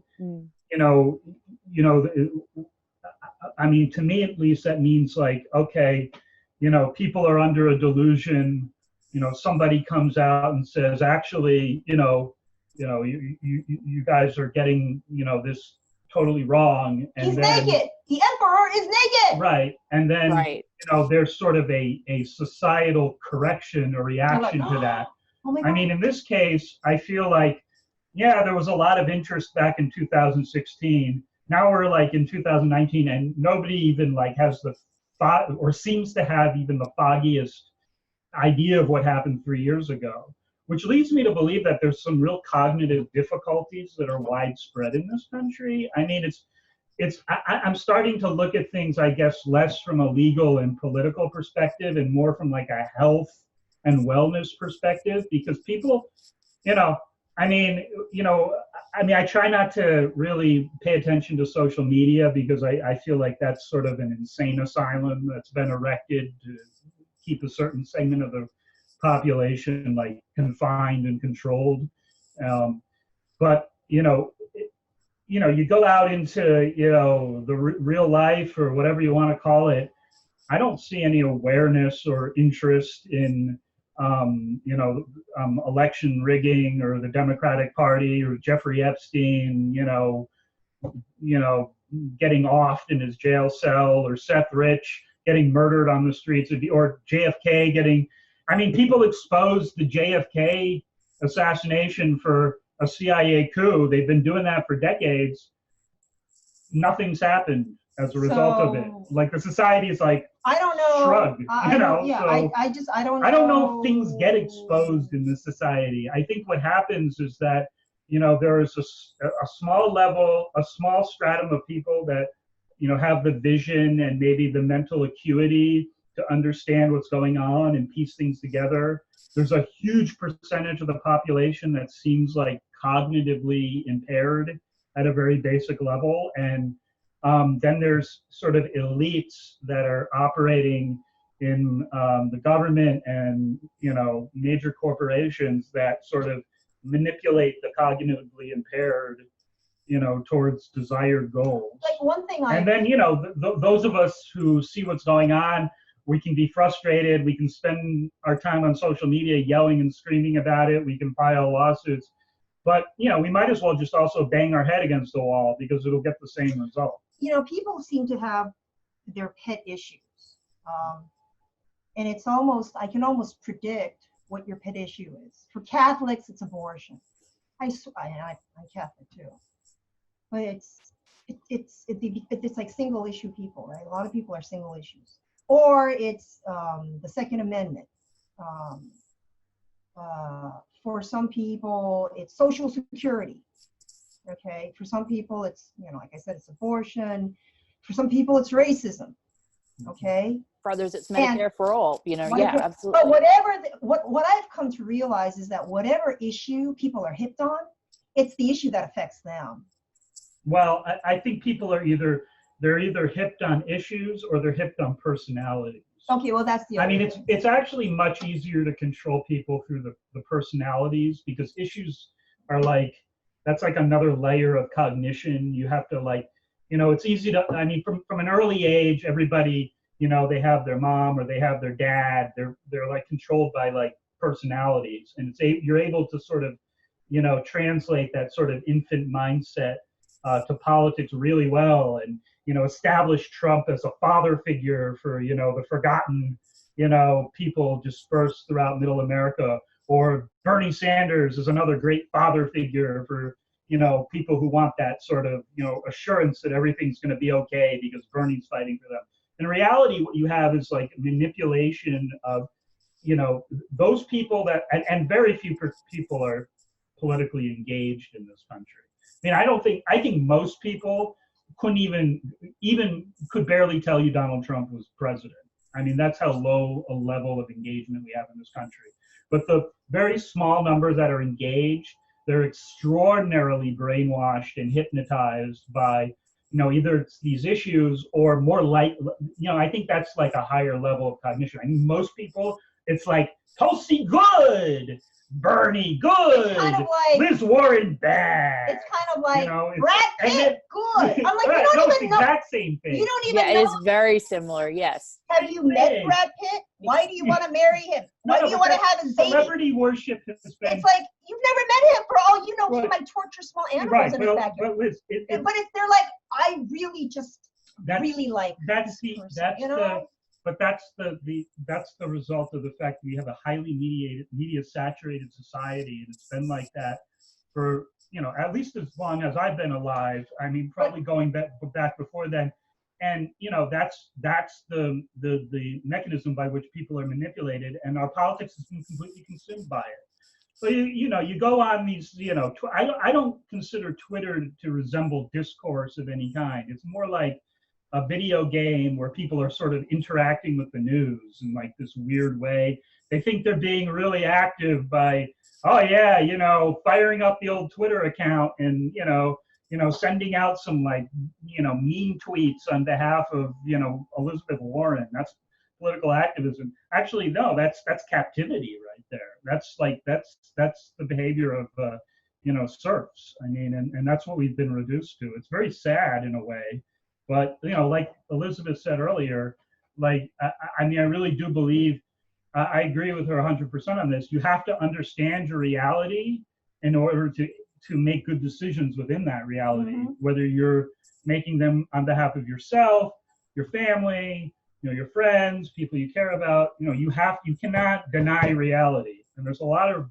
denialism going on. There are right people now. that, you know, sometimes bad luck happens upon you, but sometimes you create your own bad luck through your decision making.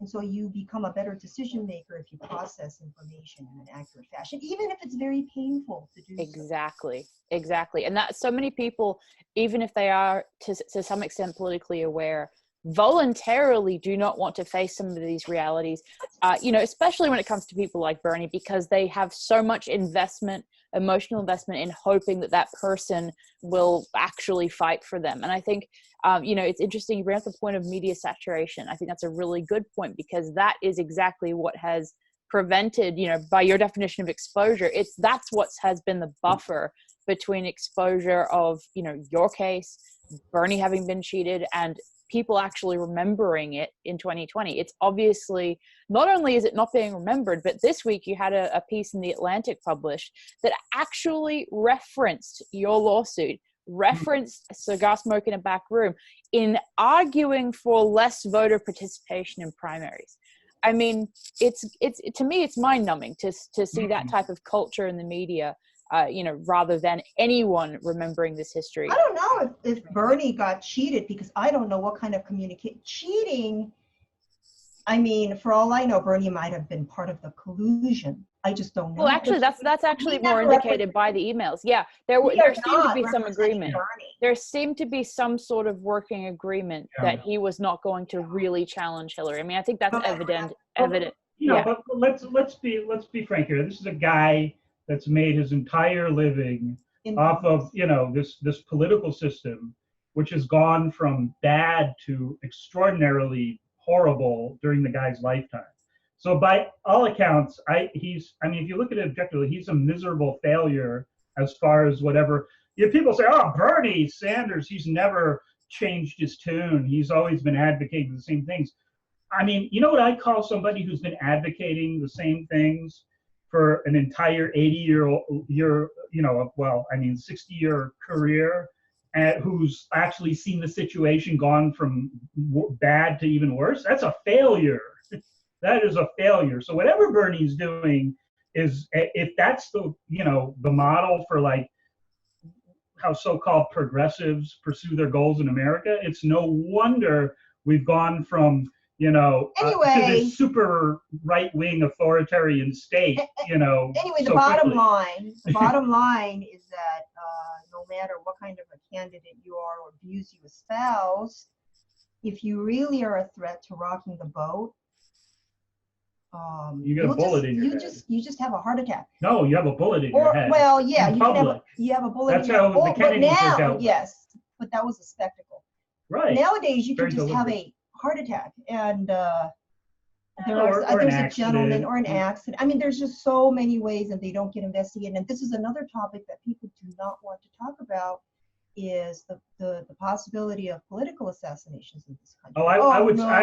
It's not a possibility. I think it's. No, it's happening. Well, I think a it's lot. like the inherent logic of this, and it gets back to why progressives are such a failure. Well, the Kennedys were blown to pieces in full view of everybody in the 60s, and nothing happened as a result. So you have to be insane. I mean, you have to basically want to have a death wish to pursue politics. I mean, there are a few martyrs born in every generation, but Who was that guy? Remember that guy, that progressive candidate? Maybe he was Paul Wellstone. Paul Wellstone. Yeah, That's the name nobody knows. If you'd like to explain that, please do. Completely eradicated from the annals of history. Paul Wellstone. Yeah, but you start reading about him, you're like, oh my God. Well, okay. But the point being that, okay, I mean, we have a tradition of political assassination in this country, and a recent and very ongoing and a strong tradition. I mean, I think people behave the way they behave in this country, the way you would expect people who are members of a cult to behave. They deny the obvious. They accept without questioning sort of the banal principles that were taught in school. I mean, it's very much like any Orwellian authoritarian. I mean, he's still saying the land of the free and the home of the brave, and I don't think that's true. Well, I think it's interesting because we can see that in other countries, we have no problem saying that, leaders are assassinated or that politicians might be assassinated. But it's as if by some, fluke, we're just not allowed to talk about that or even envision it being a possibility in this country. Maybe it's because of the idea of American exceptionalism, whatever it is. Yeah, I mean, maybe blind spot. It might be a national character trait, which is perhaps Americans are more prone to denial, and they may come from American exceptionalism. Tocqueville said something very interesting when he visited this country in the 19th century. He said that nowhere had he encountered so little freedom of thought, genuine freedom of thought and discussion as he did in America. And I think what he meant by that is that there's this extraordinary conformity that goes on in this country that you don't find in other places. But because I think there's this overzealous fixation on equality and majority rule as sort of these principles that are, of course, not actually practiced, but they're sort of principles that are held up. You see an extraordinary amount of pressure exerted on people to conform their behavior to the mean, to expectations, and I think it completely stifles critical thought, and it creates extraordinary conformity that you really don't have in other places. I mean, Tocqueville was comparing the U.S. to Europe, which at the time, had monarchies and aristocracies and whatever you name it, but there wasn't like this majoritarian conformity that he observed. And I think when you look at our media culture, you see so much of that.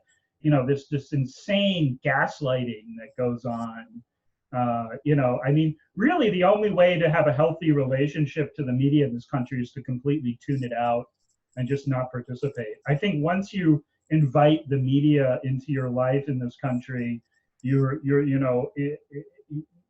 inviting a very, very unhealthy force that really is out to mind control. I mean, there's no other way I can think to describe it. Well, I think that it's arguable that the US is probably the most propagandized population on the planet for a lot of different reasons, whether it's for corporate benefit or military or oh yeah, well that would be, you know, that would be a contender. But the fact that we have to compete with North Korea as a propagandized country, I think it's pretty sad regardless. Think about how much propaganda is produced in this country.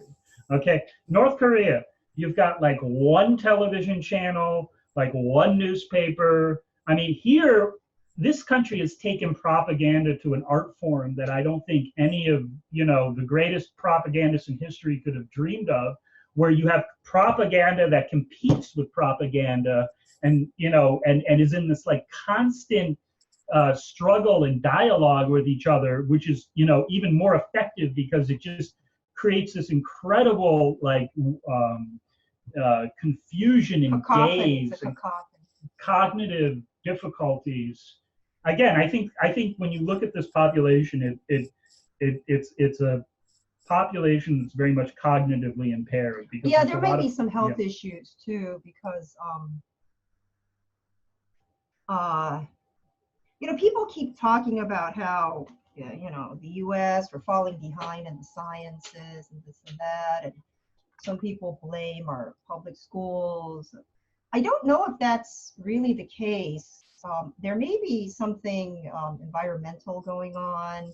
Well, and in addition to whatever physical things could be going on, you have the education system, which seems to be intentionally geared towards not encouraging critical thinking skills and actually really preventing the development of critical thinking skills. So I think that there's definitely a lot. Rely too much on schools. I think critical thinking happens because you use your brain and you're only in school for 8 hours a day. So I think it's also what happens outside of school. People definitely park their asses in front of the TV and they're passively consuming all this crap. No, they're not in front of the TV anymore. They're on their gadgets. It's actually much more virulent than TV ever was. Nazi Germany could have only have dreamed of the propagandist possibilities with what the deep state has established for us. Was he part of Operation Paperclip, or did he die? No, Goebbels has died. Oh, okay. You just never know with these Nazis. A lot of them came Unless here. he was smuggled in under a different identity. Oh, the American government loved the Nazis. They're like, we'll take you in. You're very smart. We like the way you think, guys. Right. We'll smuggle you. True. The same people supporting the Nazis were supporting the U.S. It was the same bankers. Prescott Bush. I mean, you know, we live under, you know, the shadow of Prescott Bush. I mean, that's the bottom line, you know. Yep. No, it really is. I mean, I don't think that's really disputable as far as history is concerned. But I was wanting to get back to the DNC Fraud lawsuit, just in the sense of saying what I've noticed, and I don't mean to single out Bernie supporters specifically here, but I think it's relevant because the DNC Fraud lawsuit did focus on that campaign. I talked to a lot of them, and they don't seem to really believe or recognize the way in which he seemed to abandon his supporters and his donors. He never, and correct me if I'm wrong, but he never recognized the DNC Fraud lawsuit or mentioned it directly. He never called out Russiagate as a deflection from his having been cheated or the DNC Fraud lawsuit. Instead, he campaigned for Hillary and basically spouted Russiagate lies. So I was just wanting to ask for your perspective on any of that and why you think people are still refusing to own up to that reality. As I don't know. Earlier. I really don't know. Maybe they don't have any self-respect. Well, I have some ideas. So number one, if you look at the 11th Circuit opinion, the 11th Circuit took judicial notice of one additional fact, which was not in our complaint. And that fact was that Bernie Sanders endorsed Hillary Clinton. Mm-hmm. And I think when the court took notice of that fact, it was actually signaling something very important. And I have to agree with this. how the heck can we fight a lawsuit for defrauding Bernie Sanders supporters in the DNC primaries if Bernie Sanders himself won't even take the most basic steps to defend his own campaign and all the time and the money and the votes that went into it from his supporters? I'll tell you. The answer is it's impossible. Well, Okay. I'll tell you. It may be impossible. Okay, so this is, I was trying to come up with an example for this situation. I think I came up with an example, okay? All right. Let's say, just stay with me here, because we're going to leave politics and we're talk about boyfriends and girlfriends, because people relate to it. I think that's directly comparable. I think that it's a microcosm of an abusive dynamic, for sure. So let's say you grew up in a family, and in your family, your parents sit around and talk about how they met and it was love at first sight, and how grandma and grandpa, they met and it was love at first sight, and great grandpa was against the marriage, but they got married, and it's just romance is held up to a wonderful ideal. And so you just grow up thinking someday I will meet the love of my life. And they say, the most important thing is that you love that person, because love will carry you through your whole life. Nothing else matters. Who's telling you that? Your parents, your family. And culture in general, but yes. And then they tell you stories like how, when mom and dad, he had no job, but you know what? She loved him. And that's why they're still together. They're still just as much in love. Okay, so you grow up with these stories. So you meet a boyfriend, and his name's Bernie, and he's okay. Okay, he's all right. So you bring him home. And then that's when the shit hits the roof, because your parents are like, you know what, honey, I know we told you all these stories, but actually we have arranged marriages in this family. We already picked your husband. Actually, it's Hillary. Okay, and you're going to get with the program. But you're like, wait a minute. What about all those stories? All false, all lies. We have arranged marriages in this family. We make alliances, and whether you love somebody has nothing to do with anything. Okay. And then they go to Bernie and they're like, listen, Bernie, we know you like our girl, but here's 2 summer houses. You can take it, or you're going to have a heart attack. Take it or leave it. And he's like, oh, I'll take it. Give me my house. And he's gone. So at that point, you have an issue with your family, right?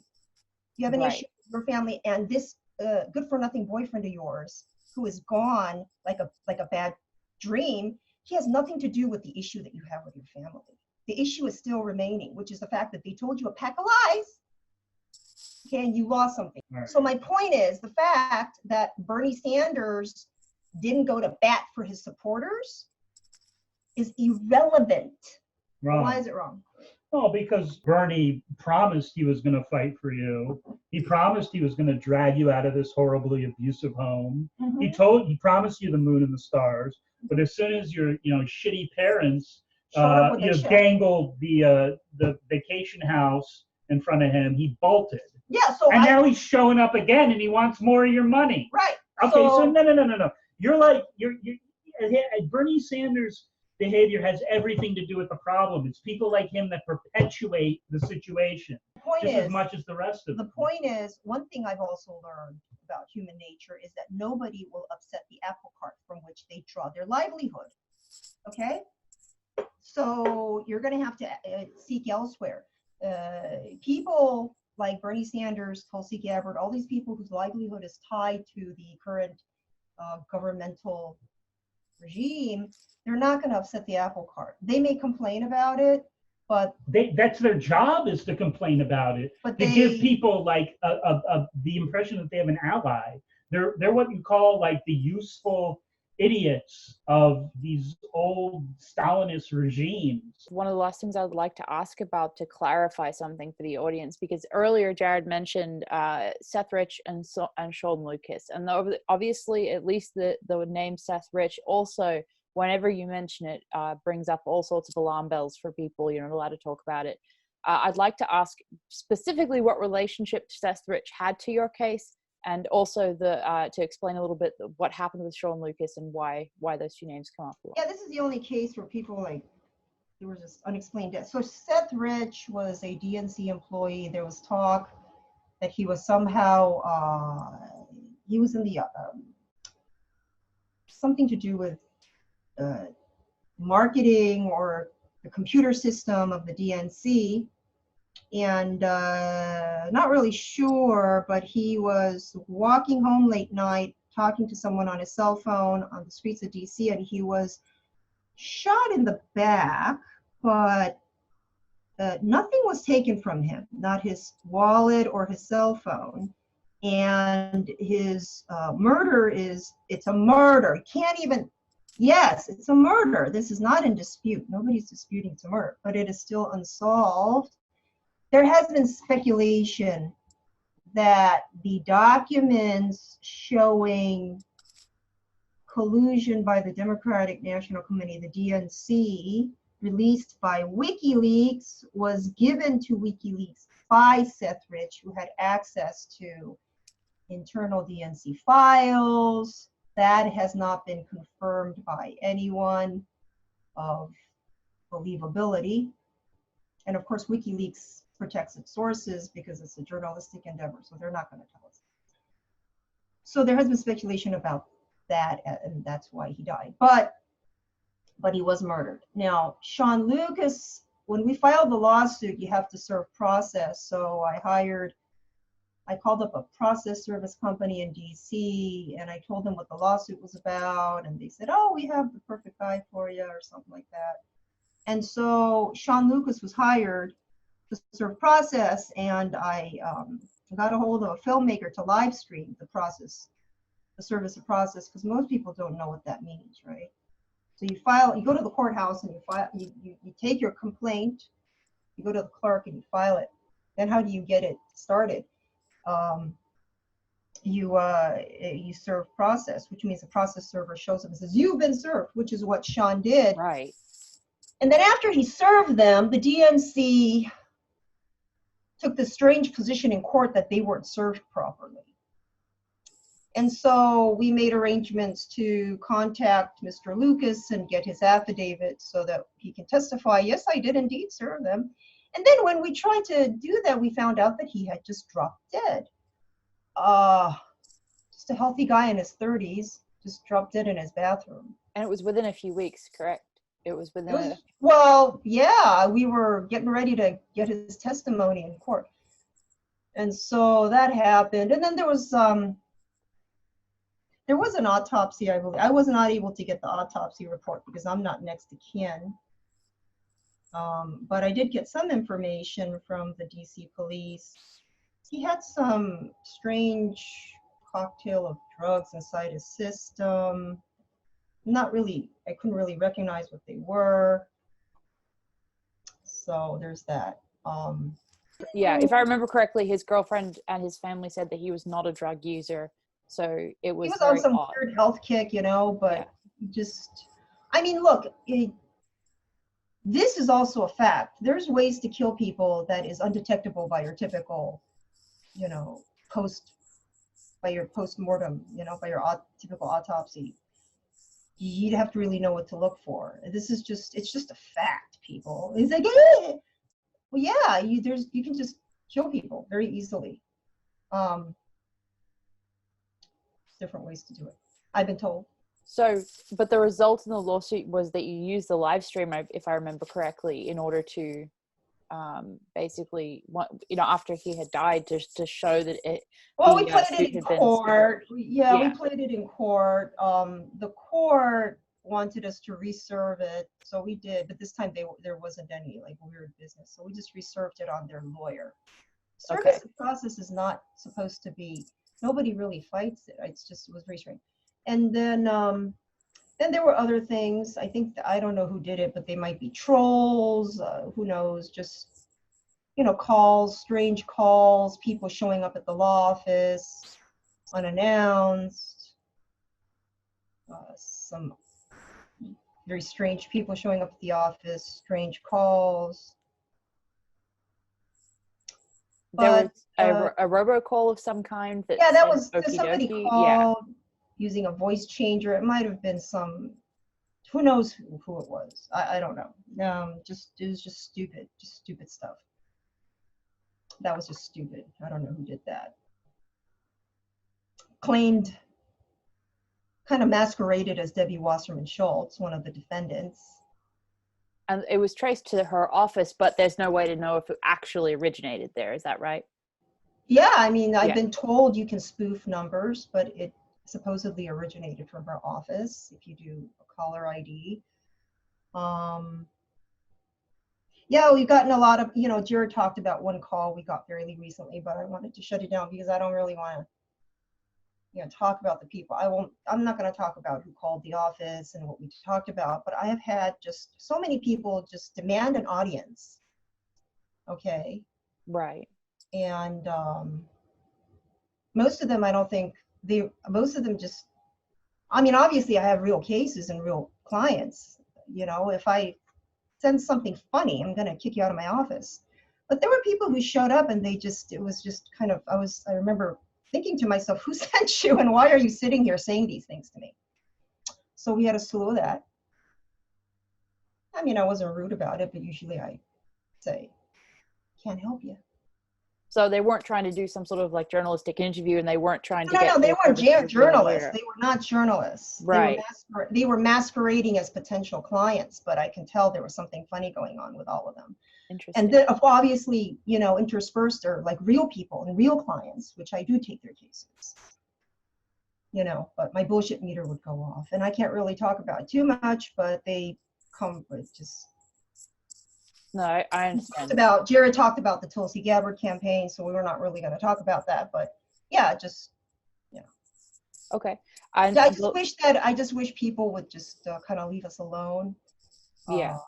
Except for like real people with real legal problems, which I'll obviously always have an audience for, but I wish these fucking assholes that are affiliated with the political parties would leave us the fuck alone. Okay, just fuck right off. Yeah. Do you, and the returning to Seth Rich and Sean Lucas, I also just want to say that, or explain to our audience that the reason that name comes up specifically in relation to your lawsuit is that had Seth Rich survived, he could have, and correct me if I'm wrong if I'm saying this incorrectly, but he could have been a witness in your suit. Is that right? I assume. I mean, there would have been a lot of witnesses in our suit. Debbie Wasserman, Bernie, and be interesting what they would say under oath. But that's never going to happen. Nobody's interested. The courts are playing interference. They are. They're playing interference. It's like deposition, case, here am I, the lawyer, and these judges are blocking my path. They are literally playing interference. But what do you expect from people who get their patronage from the Clintons and this and that?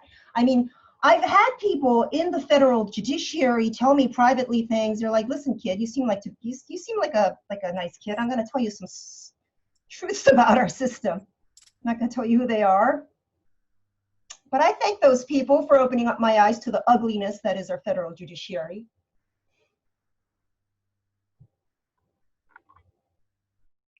Yeah.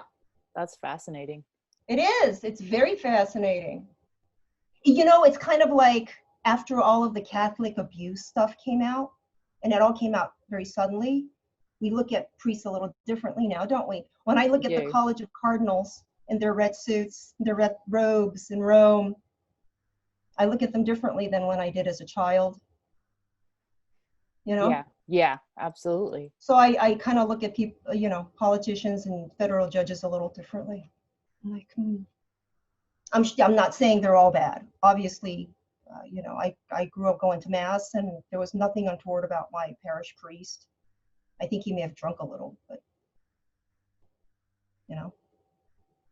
but that's all I'm saying. No, I totally hear you. Is there anything else that we haven't covered that you'd like that you want the public to hear about the suit or about anything else in general? For the 3 people that are actually going to be watching this, I say, well, the fact that you're even watching this, I applaud. I always also try to keep up to date on what's going on, although I'm not a political junkie by any means, but I try to keep abreast of what's going on. So it's better than watching reality TV, I'm sure. So it's better than nothing. But where we will all end up in 10 years is anybody's guess. So I just have to tell people, stay safe and stay out of the crosshairs. Stay in your lane. Well, I think the last thing I want to mention as well, just as far as the impact on me, reading Jared's book, What Happened to Bernie Sanders, was exceptionally informative for me as a journalist, because it showed it was not just about the 2016, what happened, and the suit itself. What it really was a roadmap for is the understanding that there will never be a progressive that can successfully come up through the DNC Democratic Party process with their integrity intact. I think it was made really clear in that book. And so I just wanted to maybe open, if you have any comment on that, or, looking forward to 2020, I think that book explains why we will never see that type of progressive succeed in the DNC. Yeah, well, I think foundationally there's something really rotten going on. So focusing on issues is kind of like, looking at the paint job when the foundation of a house is like really rocky. Right. I don't know. I'm still figuring things out myself. Well, I really appreciate your time. Well, I appreciate your time. And I hope that, I know that it sounds like the suit itself is not really going to go anywhere, but I really appreciate the fight you guys gave it. And I know that some viewers and some readers who do have brain cells also appreciate that very, very much. So thank you. Get out your notebook. There's more.